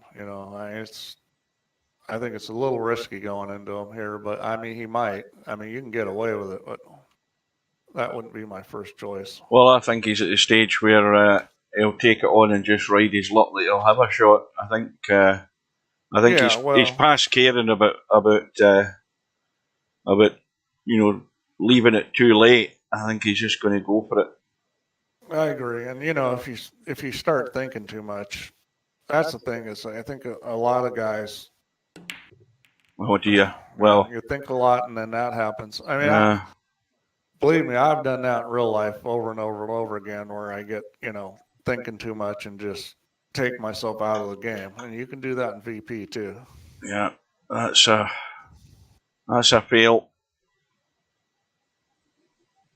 But I think you get to that stage as well where you're thinking about how far behind you are. Your head's scrambled as to where you're going, and above all, we had to get the pot, regardless of whether these broke any good for him. Yeah, I think that was So, a smart I mean, play.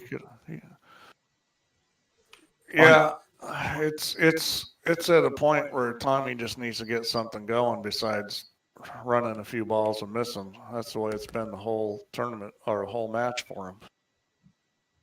yeah, I mean, if Albie had been scoring, the way he's been scoring in most of his visits, and then leaving Tommyy nothing, you could say, well, Tommy's not really had a decent shot, but he's had shots, he's had opportunities to score, and when you're not scoring, you're just watching that scoreboard tick over on the other side, and it all drifts away from you. It's pretty much gone. Well, Larry's sitting here watching this saying, why didn't Tommyy play like this against me? Yeah, that's it, up and down. More to the point, Larry. Why didn't you play like that against Woody?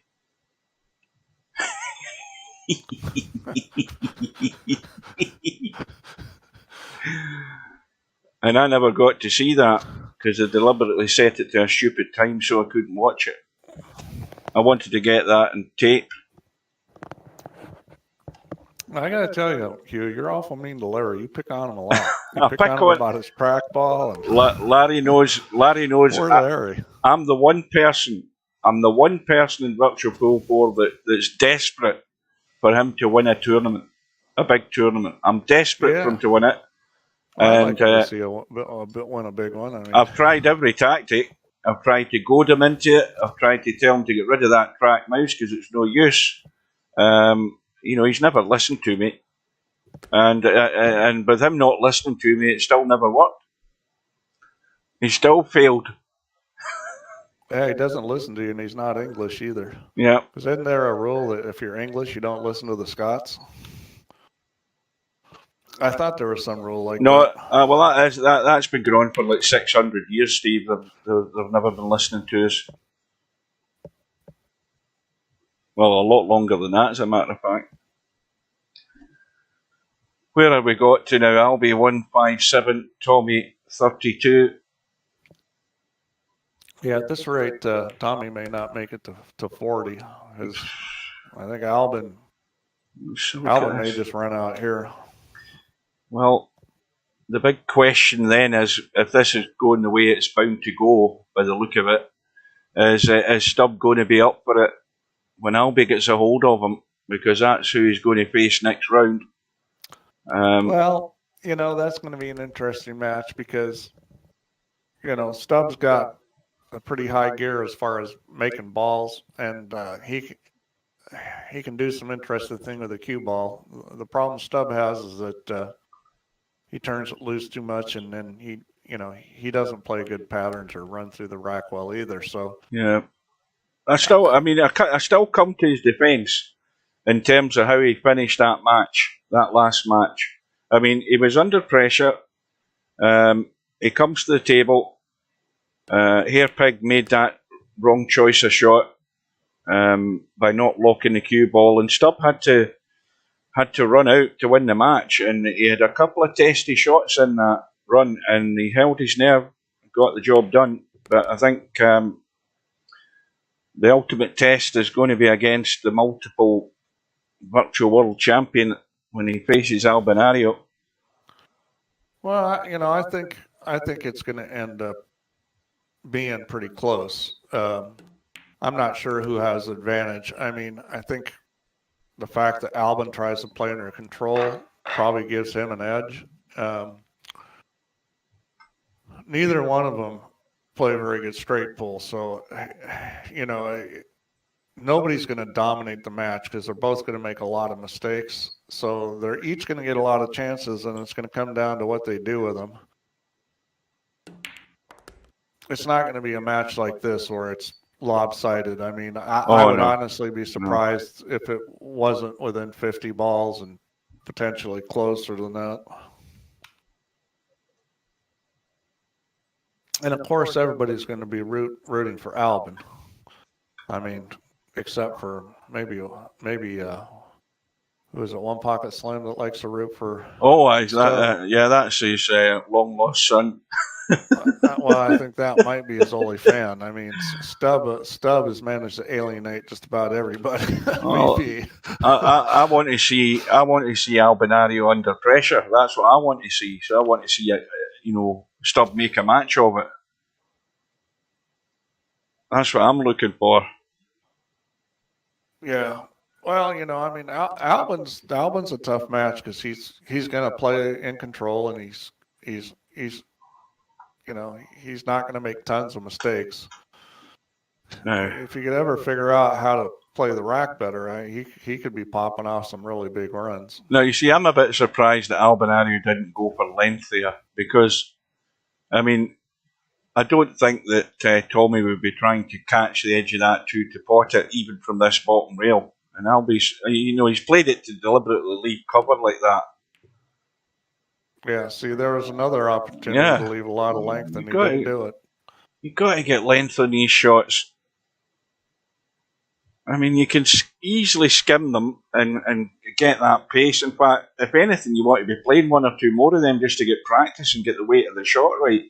I mean, the more goes you have at it, the more likely you have to get the cue ball nailed to that top rail. As we looked at us.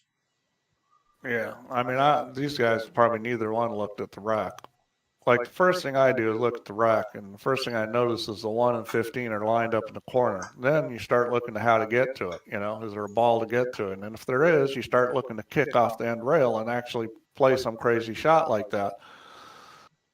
I don't think it's sitting that good as far as trying to get to it, but that's kind of the thought process is you start looking for balls that are, how can I get to this? Will it go in the pocket?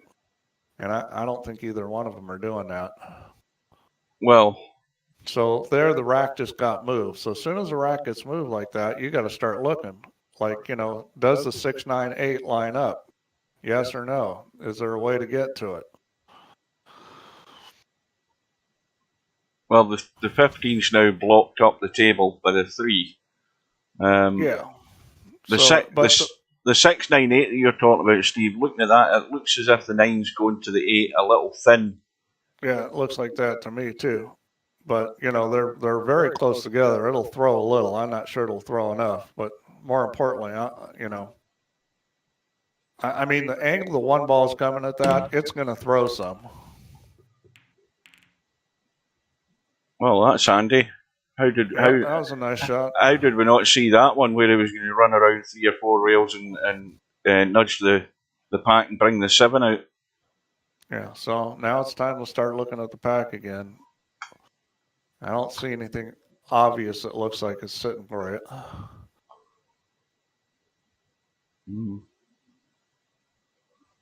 Now, the thing is, Steve, is that 11 onto the 3 up into the corner? Because the 11 goes past the 15, and the 3 looks as if it goes dead set into the corner up table. Yeah, it might go. It's a little bit of an overcut, but it'll throw a little too. Well, he's going to blast into the pack here anyway, so that's that idea out the window. Honestly, I haven't played with these balls enough to have a super good feel how they throw, because with those kind of shots, it's really important understanding how much the ball is going to throw. And when they're close together, they're going to throw. Now, these balls are really clean. They don't throw that much. Well, this match on the one loss side is getting interesting. Bedhead 68, Moz 65. So Moz is staying in the game, which is the first objective I spoke about. Stay in the game.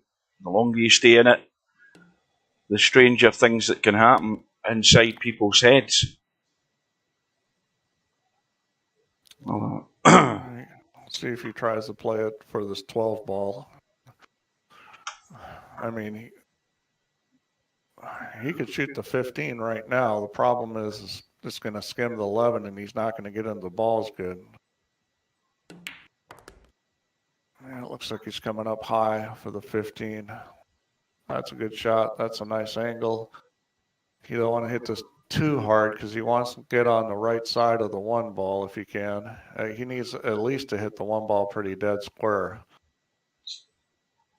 It would have been better if he's a little more straight on this because it's going to be hard to hit the one the way he wants. Okay, good. He did get to the right side of it. That's what he needed to do to guarantee a shot. Yeah, I may well leave that one ball there now. That's as good a ball as anything that's left. Yeah, 12 ball at the back of the pack. 12 balls right at the back, but I think he's going to take maybe a little nudge here. I think that's what he's trying. He's trying a little nudge. Oh no, he's going around behind. He's gonna use the one ball. Just going to pick them off.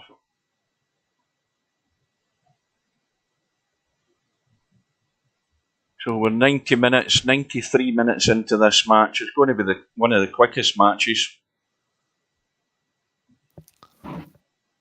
Yeah, Albin plays a nice rhythm, and one thing about Albin, is his rhythm doesn't change a lot. He's not real fast. He's not real slow. He's just kind of a medium pace. But if you watch him ball to ball, and you time the time it takes him to line up and hit each ball, you're going to see a lot of consistency there. And that may not seem like a big deal, but it is. That's one of the things that helps you become a good player is playing in some kind of rhythm. Well, he just sneaked out enough to get the 9.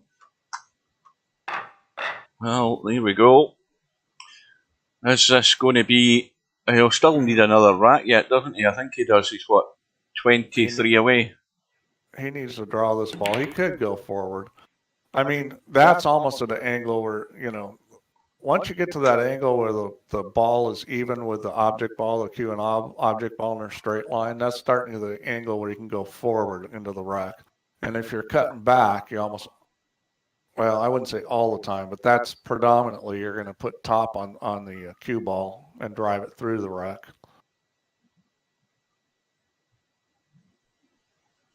Well, those didn't separate good, and I think he's probably going to be shooting a 6 ball. It's sitting real good, and I think he's going to stun or draw this. Yep, that's what he did. Oh, no. I don't think he's in anything. He's got the 4 ball. Well, he can shoot the 4 ball. Bit of a dodgy cut. No. That ball? Yep. You should never miss that ball. If it was real life and you're shooting this ball, you got to figure you got to dog it to miss this. VP, maybe it's a little tougher visually, but that's not a hard shot.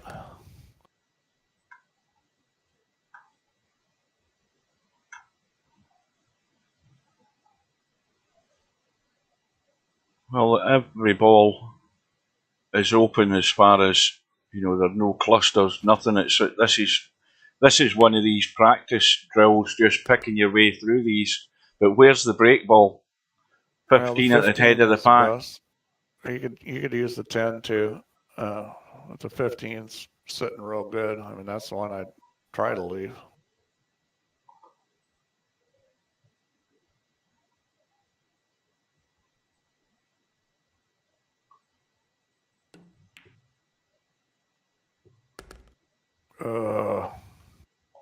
I think he probably wanted to come out and shoot that 12 ball next, but he's going to shoot the 11 and then the 12. 11, 12, 9.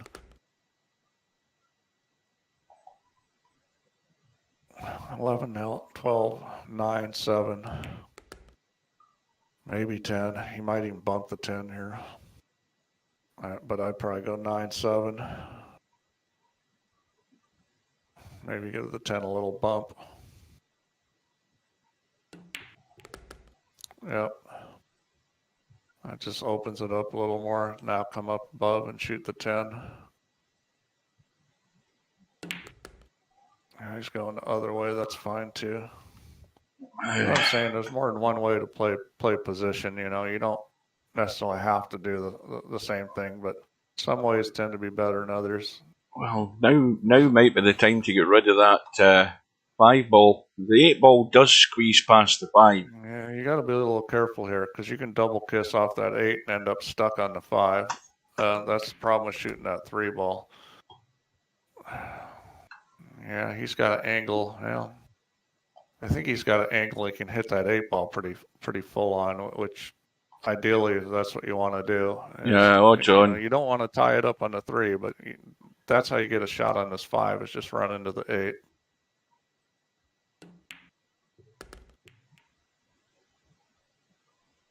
Well, 8 in the side now, I would think. Yeah, and that's what happens in straight pull. You'll roll up on balls where this wasn't the plan, but you roll up on it so good you change the plan and you shoot this one. You just got to adapt.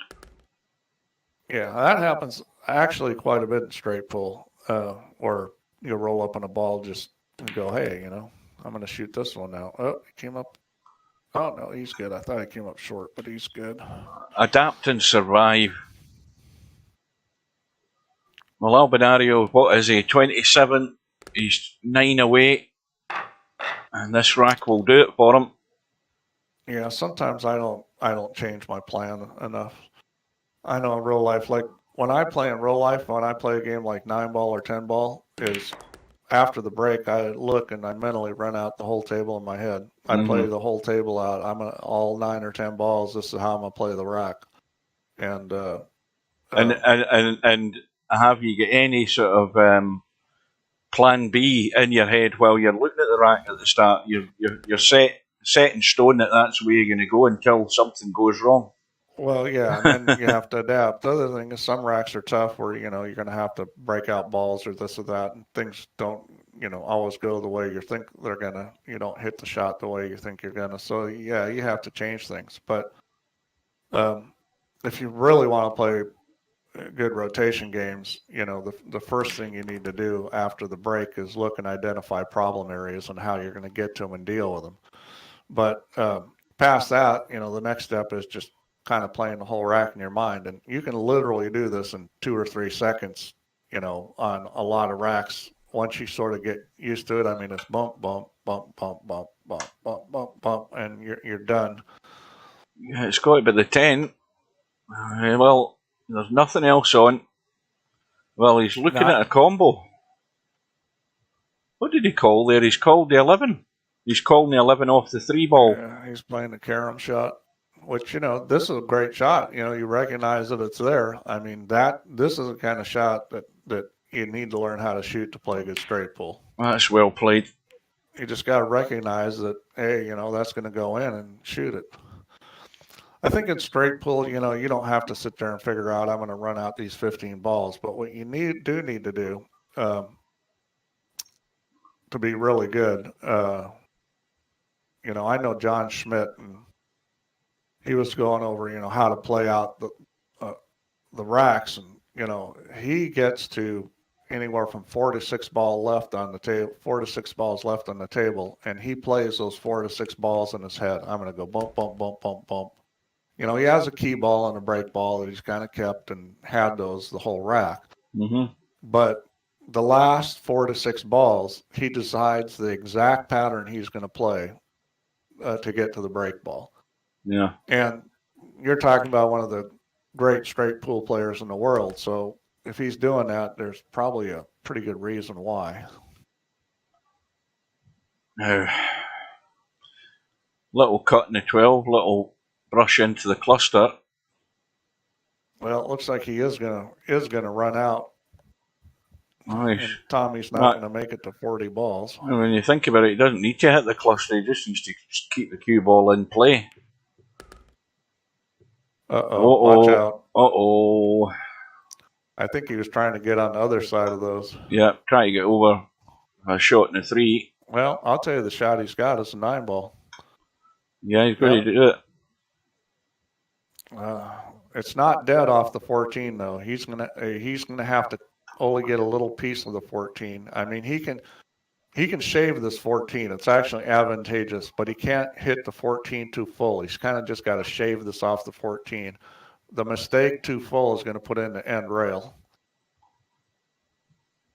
It's sitting real good. What he wants to do is kind of pretend he's almost like just cutting the 4-ball onto the 14 and just shave it. Yeah. And if he just shaves out real thin, I think the 9-ball will go. Yep. It looks. I mean, it's tight. The little it's gap going to want looks to enough. throw towards the rail a little. It's very tight. I'm not sure it'll go. It's going to hit the end rail. Whether it goes in or not, I guess we're going to find out. But he needs to barely touch the 14 with that 4-ball. 87 is a high run in the tournament at the moment, and it may well stay for the whole tournament. Yeah, that's. Oh boy. Yeah. Look how far the 14 moved. See, yeah. That's indicative that he hit a lot of 14. He needed to just barely get any of it. Well, this could be the highest run of the tournament from Tommyy. He's only 166 balls behind.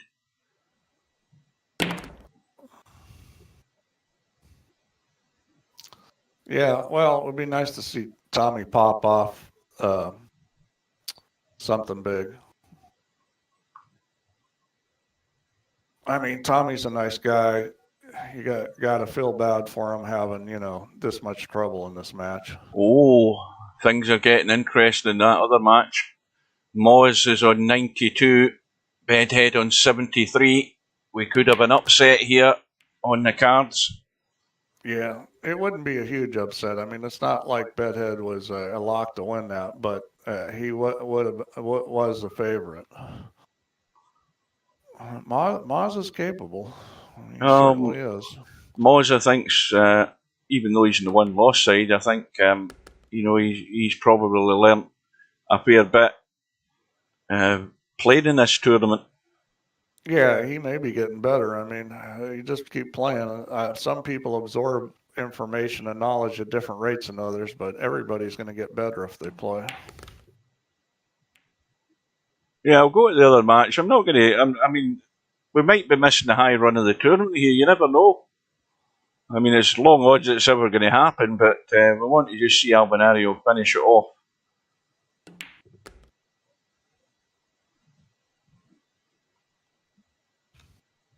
Is he going to play this 9-ball to come out for the 3?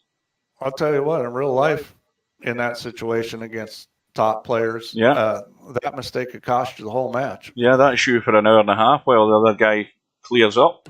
Because you're not going to get a lot of chances. I mean, Napnicker was pinging on me for criticizing Albin, but, I'm just looking for a point of view of how you get to be really good and playing top-notch straight pulling. You watch these guys play in real life, you're not going to get that many chances. Nice. I mean, there's tremendous pressure. You sit on your ass for a half hour while they run 120 balls, and then you get a chance, and you get up to the table, and it's 120 to nothing, and you're going to 150, and the pressure to do something is just tremendous because you're probably not going to get another chance. Yeah, professional straight pool is a different ball game from what we're watching in this tournament. I mean, that is exactly what it's like. I mean, it is deadly. But that's why I'm bringing these comments up about how Albin's playing, and because that's how you get better is you understand what you need to do to improve the play. It's not that Albin isn't a good player or that he's playing terrible. It's just that he's not taking advantage of the racks all the time. Well, all he's got to do is make 159 more.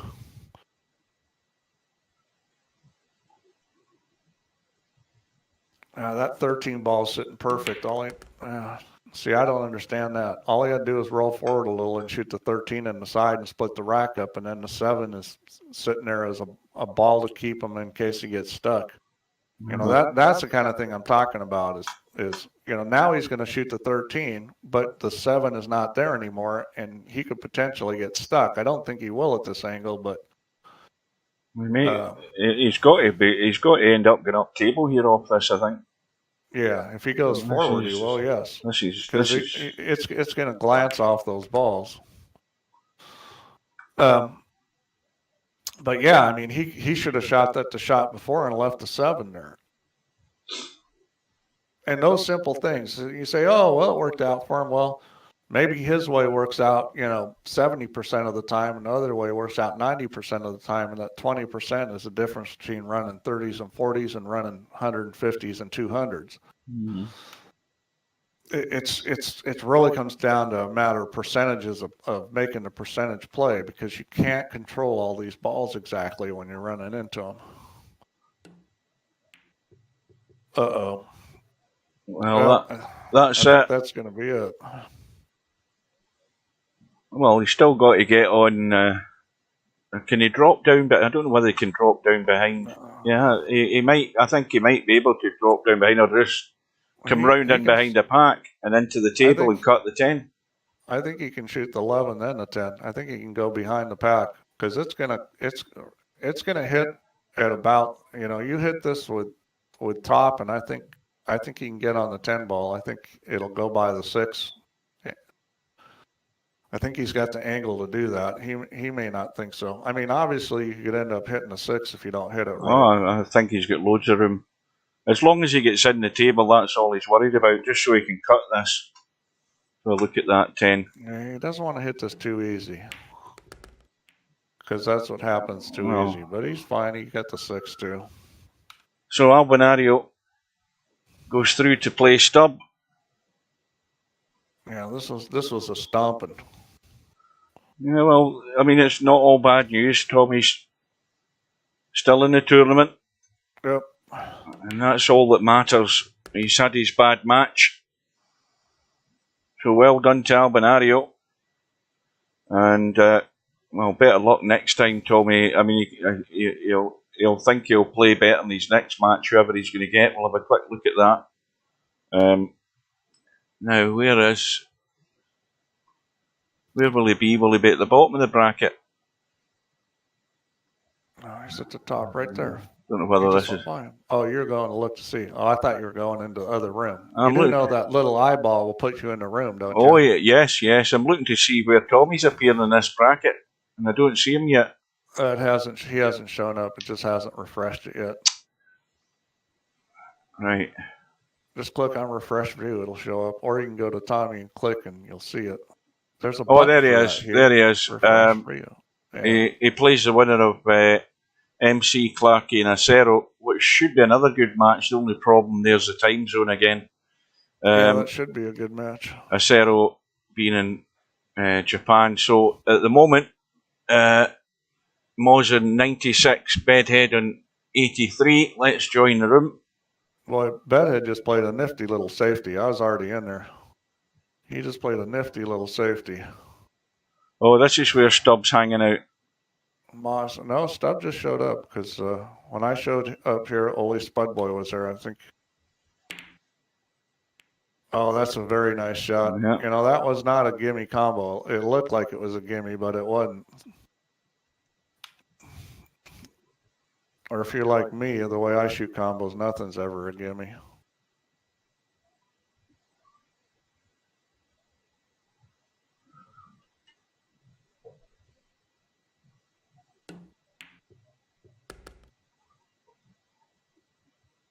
Yeah, Bedhead gets stuck on the balls, played kind of a nifty little safety, and it came out where Moz had that combination. Stubb still thinks that he's muted on YouTube. I unmuted him last night. Yeah, well, to try and keep him out of the rooms. I mean, he left just in time to not get muted here.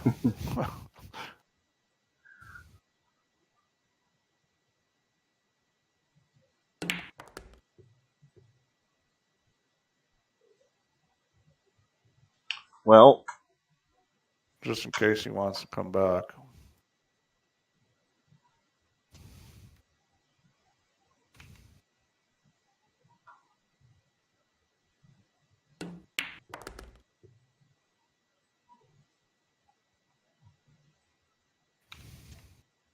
It's a case of make do with what you've got there.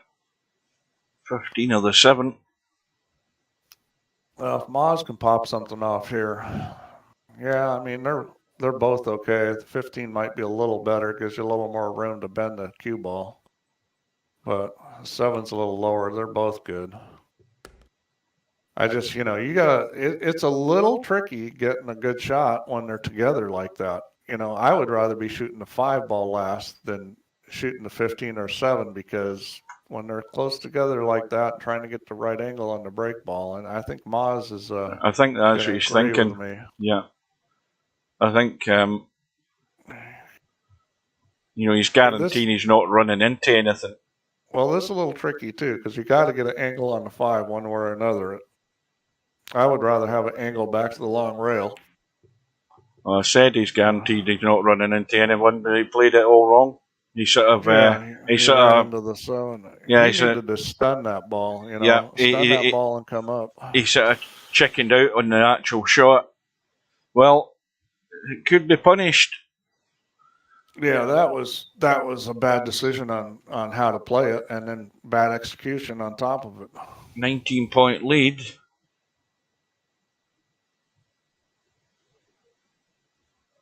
Still gonna need some help from Putin.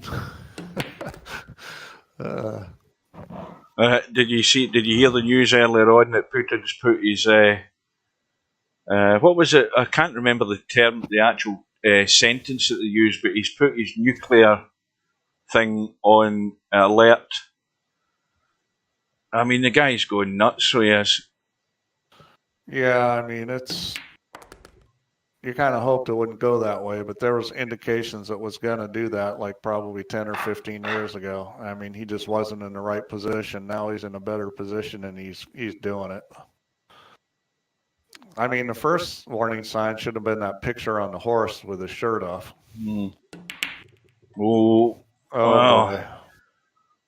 And Bedhead can't afford those. Good angle, and everything was wonderful, and that really hurts. Well, this is. I think this is all of a sudden become pretty critical, with Moz looking to stretch the lead. Apply the pressure to Bedhead, tighten the tourniquet.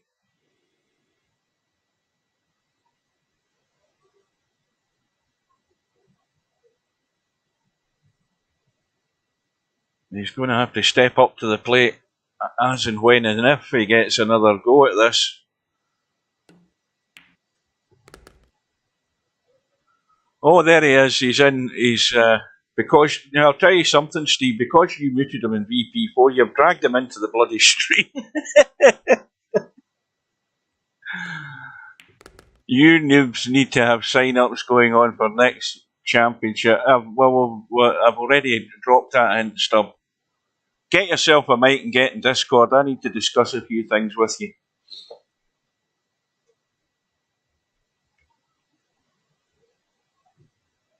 Oh, good evening to Albi. Well played, Albinario.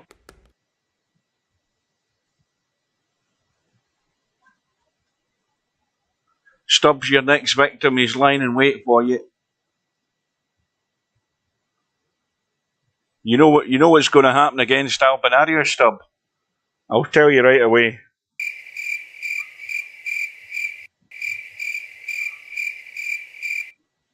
That's what's going to happen. Good evening to Hairpig.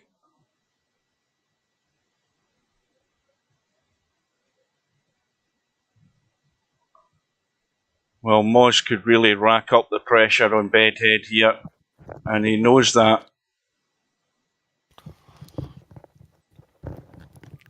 Yeah, Moz needs to keep the course there. I was just mentioning there, Steve. I don't think you heard me. You were away, but yeah, I was away. You've muted Stubb in VP4, and you've dragged him into the stream. Hey, now he's your problem. Yeah, but I mean, the good thing about Stubb is he only ever says one thing and then he usually disappears, so you don't have to really worry about him. Yeah, a couple of ULCs and nuke him and all that, and FCKs, and he's gone.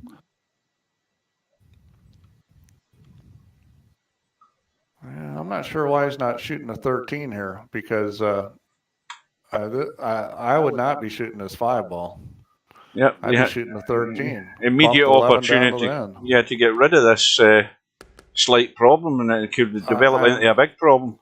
He was sitting perfect to get those balls separated. I just, I don't get it. I guess he's going to go 6-13 now, or I think he would. But you don't want to be straight on that 13. You want it a little angle so you can bump the 11. Well, that's fine too. A little angle the other way. That works also.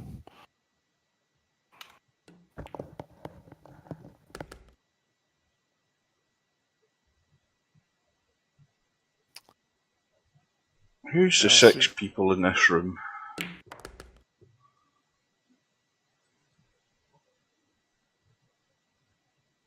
I got Woody and you and me and Spud Boy. And the players, of course.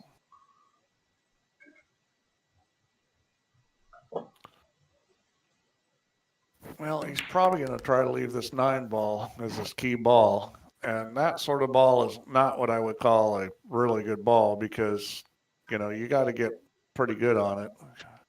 I mean, if you get angle, you can deal with it. No, he's fine. Yeah.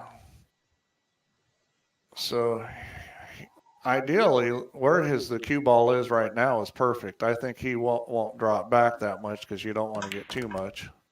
I would have gone more than that. Yeah, it's one. That's just asking for trouble being that straight. This is one of these ones. Well, he's got it pretty heavy where he didn't get the big juicy draw into it. Well, that's just not enough angle. But the problem, of course, is he's only got 1 ball and he's going to have to drop down for the 13. Yeah, 13's sitting really good though. He's going to have to drop down for it though. Oh boy, what was that? He didn't go through with it. Well, that's a huge mistake because you could have been too far past on the 13 and been fine, but you didn't want to be short. Well, he's called the combo on it. Yeah, that's a reasonable shot. The question is he going to come up with a cue shot? Ball. Oh boy. Now we got the sound effects. Yeah. Man, you are a professional. You're not just a tactical genius. You're a professional. You gotta call up Match Play Sports and tell them you want to do the broadcast. Well, Match Room Sports. What's the run? The run was 15, and Bedhead taking the opportunity to get them broken. Nice. What's this 2 and 4 dude? Well, the 2's okay. That's easily taken care of. It goes clean, so no worries there. No, the only thing is he's only got 1 break ball right now, the 6, and that may have to be shot. So we'll see. He may have to make a break ball. Let's see if he can keep the 6 there. See, the way this match is now is the way I've hoped every match would be, where Bedhead's on the rack a little bit. He's got an opportunity, and he's capable of producing the goods, and this is what makes it interesting to watch. There's not been many matches like that, but this is set up perfect for a grandstand finish. Yep. He could break on the 12 ball too, and actually the 10 if he had to. But I think those balls are almost for sure going to get shot. At least the 10. The 12 maybe he could leave. Well, I've never seen that name before. Mango Tango. Mango Tango spell.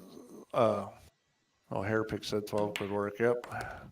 Hairpick saw that too. I think he's going to end up shooting it right now. But, the 6 is the best one, so that's the one I'd be looking to leave. The problem is he's not at a good angle on this 12 where he can go over and bump that 10 ball, which is what you'd want to do, and then shoot the 4. Okay, he's going to go up table with the 10. That's a good idea. That was a nice shot. I mean, that's a little tricky. That's recognizing the rollout on that's going to be perfect to get on the 10, because when you're that close to the ball, you could get funny real fast if you don't understand how that cue ball is going to roll out. What have we decided the break ball is? A 6 ball? I think the 6 is the best one. He got rid of the other 2, so I'm pretty sure he's going to stick with the 6. That 7's in the pack, isn't it? Yeah, that, even if it wasn't, that would be so close. I mean, it might rack without the 7 being there, but it's very close. So, I'd be looking at shooting the 15 as the last one here, not the 3. Just because, well, we'll see where we get here. And he's doing the same thing. He's going to shoot the 3 ball here.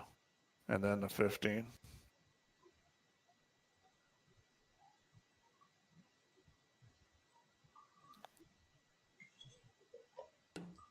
Yeah, and I think that was a smart move. Trying to get that, save that 3 ball as your key ball that's a hard way to go. Now the thing is you want to just kill this stone dead. Yeah, just stop this thing. Yep, that's perfect. Now at this angle, I would actually put topspin on this ball. Well, it looks as if he's putting bottom on it, and that double kiss on the 2, I think, did him a favour there. Let's have a quick look at that. Watch the 2 ball, because I think the cue ball was heading to the side pocket, possibly. I think he put a little top on it, or maybe stun, but yeah, it did. It did kiss it.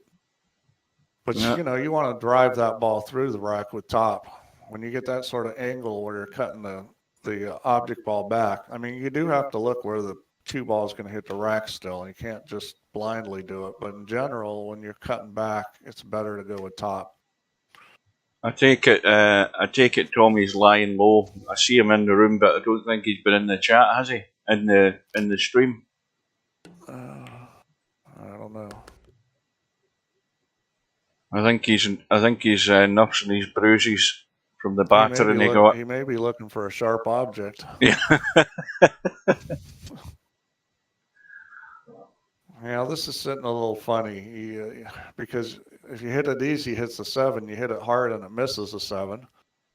But the 5-3 is good, so I would hit this a little speed and bump the 8, or do that because I wouldn't take the chance in the throw. I'd hit the right side of the 5 here. I mean, it'll probably still go, but. Oh, there's Tommyy. I never noticed him. Well, Hairpig said he was in the chat a minute ago. Oh, he is there. How does that feel, Tommyy? Yeah, I bet he's working through this just fine. Now he's on the bottom side where he's sure it's going to throw into the pocket. Hit this and let the cue ball roll up towards the long rail and shoot the 5 next.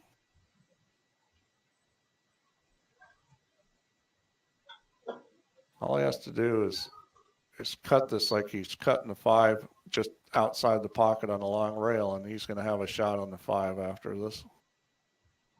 Well, if it's any consolation, Tommyy, you've had your bad match. I don't think it could get much worse than how that went for you. He did not cut that 5 ball enough. He almost ended up on top of it.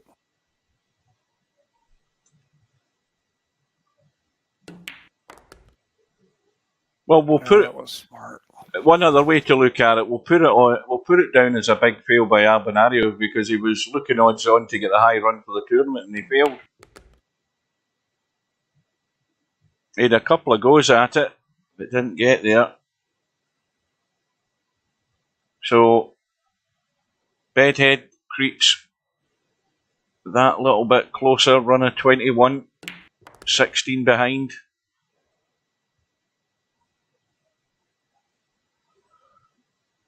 Now, how about these? Well, 11 ball looks to be favourite. I think that's it. He's committed to it.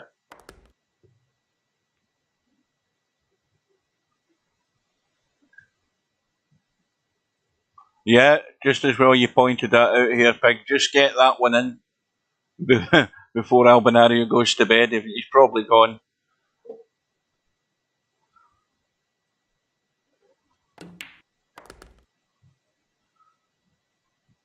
This is well played. He's going to get, he can just stop the shot on the 1 ball.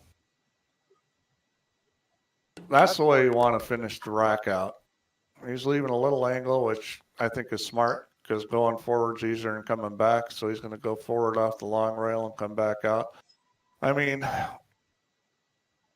This is what I like about Bedhead is the way he plays the game is the right way. I mean, that little sequence was wonderful. So Here we go. hopefully he's looking at this hitting the 12 fairly full. You need to draw this a little bit because it's going to hit a little under center. Yep, and he did. See how that thing kind of went forward and then can replay that, Hugh. Watch the cue ball. See how it goes forward and then it kind of draws back, it curves back. Yeah. Watch it go forward and then curve back. See, if he doesn't draw that ball, that thing could be right there into the corner pocket. Yeah, I think Bedhead could pop off something really big here. I mean, he's rolling now, and he's making the right plays. He's well set. No problem with the 8 or the 10. They're clean. So again, it's how well he moves and manoeuvres through this set. Get rid of the 14. He's got break balls. The 1, the 9, the 8. Get rid of the 14 and everything's open. Yep, and that's an astute point, Hugh. There's usually little key balls that you want to shoot first because they open up the other ones, and the 14's one of them. The only problem here is he may hit these balls. Yep, he was able to hold it and try to preserve his break balls, which is smart. I like keeping at least 2 around because if you get funny and you have to shoot your break ball, you might have another one.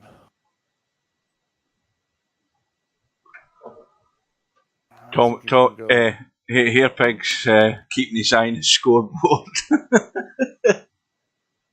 Boy, this is not where you wanted to put the cue ball. I'm kind of surprised that you didn't shoot the 12 and come back across the table for the 2. This is not where you want to be. Oh, now all square.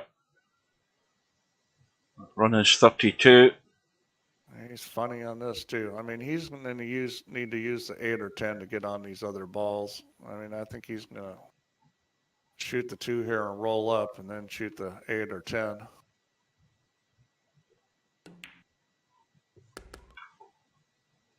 Yep.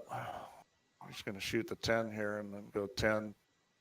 Probably 10, just roll through. Yeah, or you stop it. He could roll through too if he's got the angle. I think the angle he's going to run into the 8, although that would be fine.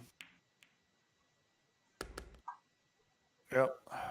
Draw back for the 3. Looks as if he can just come back clean.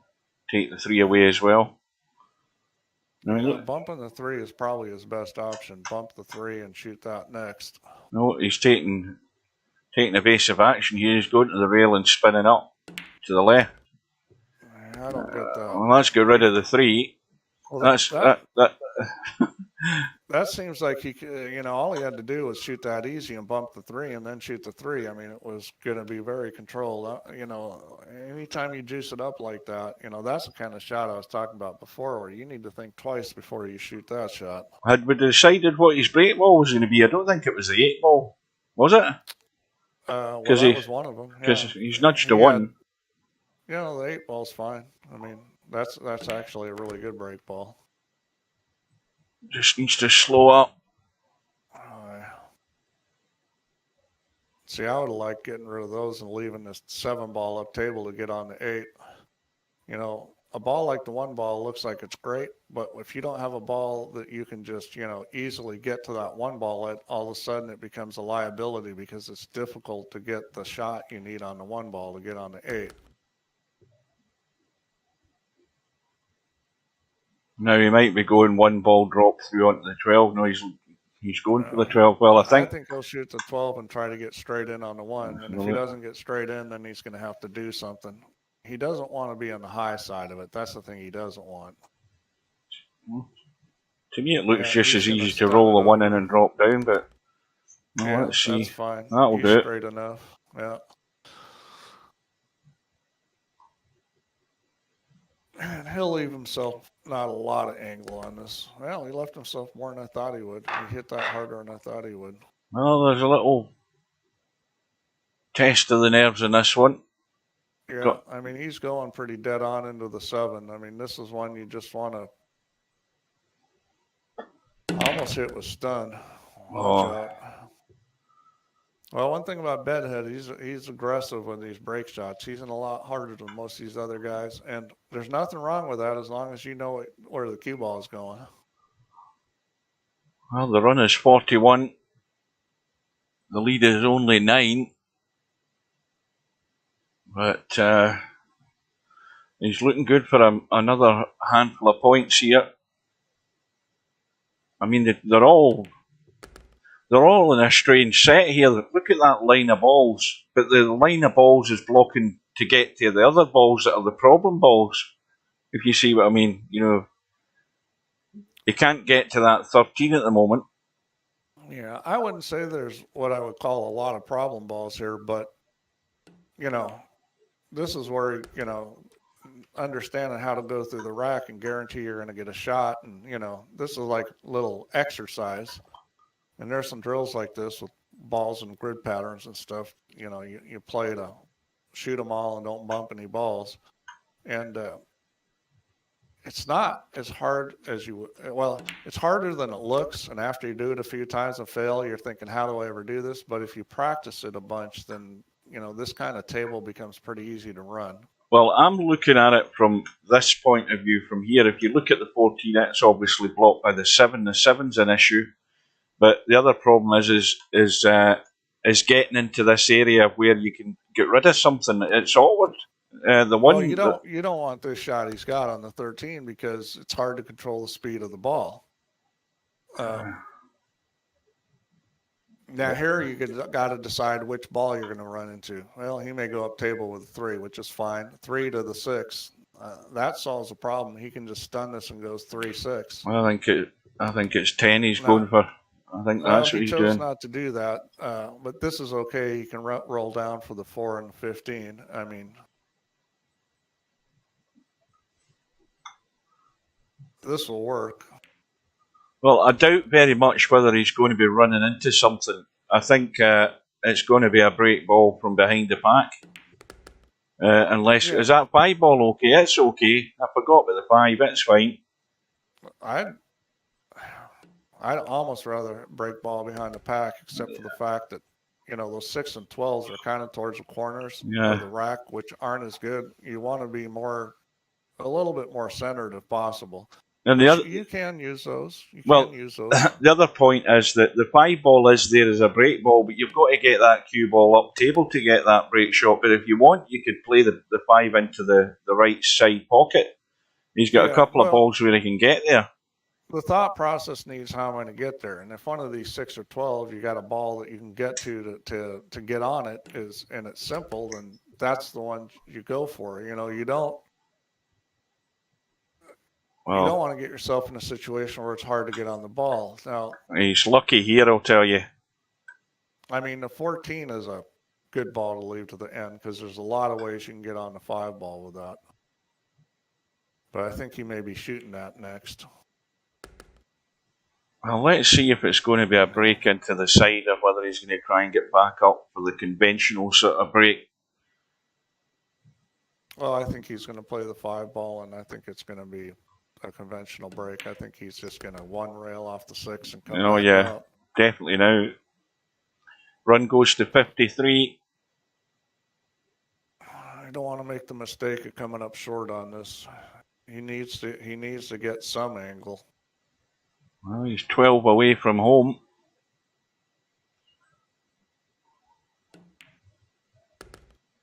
That's perfect.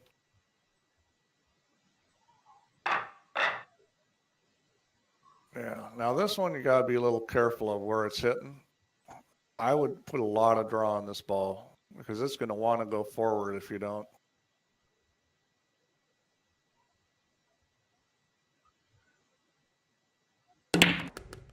See how that ball wanted to go forward and the draw saved him? Well, they broke well again. I mean, this match is over right there with that shot. Well, never say it's over because, you know, they're only going to 150. If he misses the ball, Moz is certainly capable of running out. Take my word for it, Steve. This is over. This is dead and buried, this match. Well, chances are with the way this rack is, he can make 9 more balls. Well, put it another way. If he doesn't, it's a big fail the way these balls are sitting. Yeah, he's going to get a roast. He's going to get a roasting if he fails from this visit. Yeah. Now, if he doesn't do anything dumb and he doesn't dog it, he'll be out. Oh, Slim's getting keen. He's still watching the stream and he's into the high rollers or Sunday night. What is it? Sunday night 9 ball.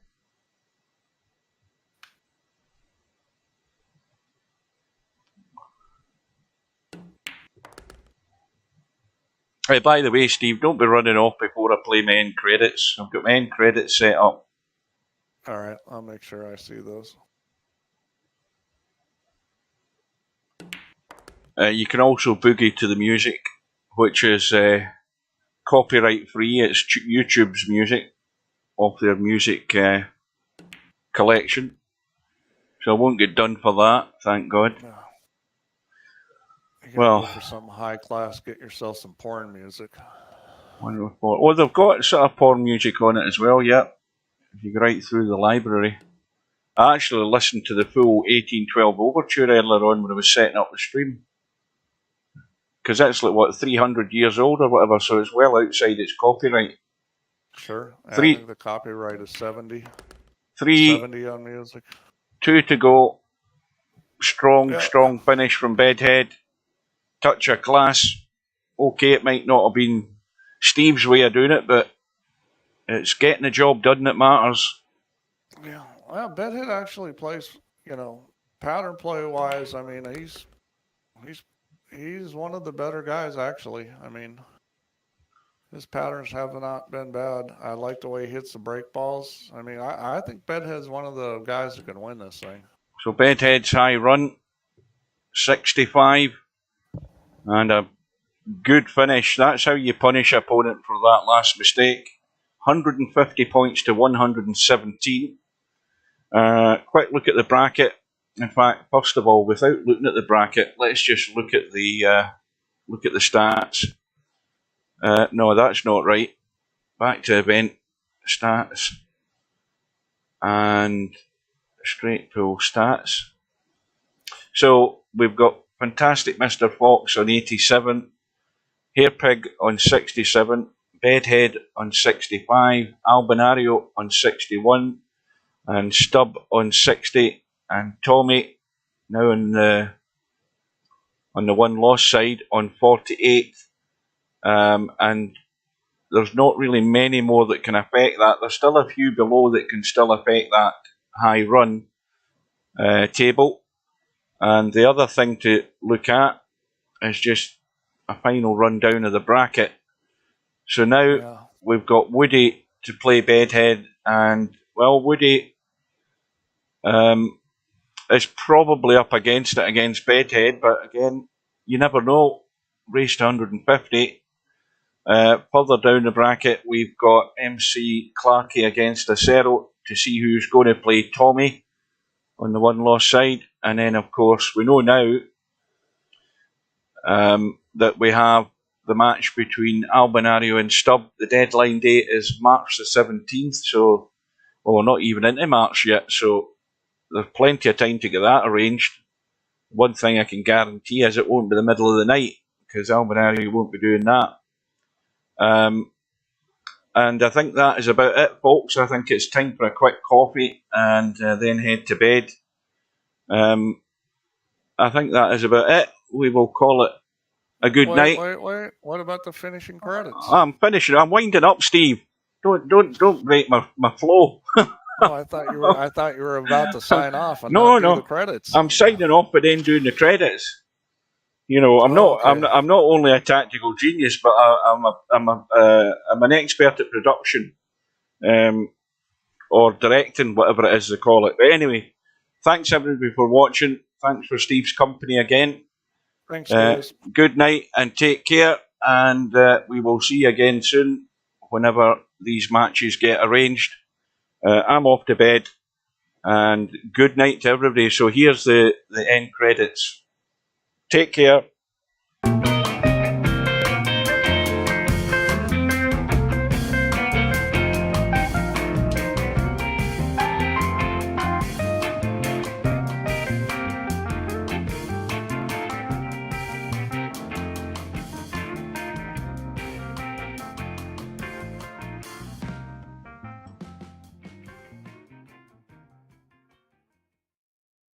bar, no pinball machines, no bowling alleys, just pool, nothing else.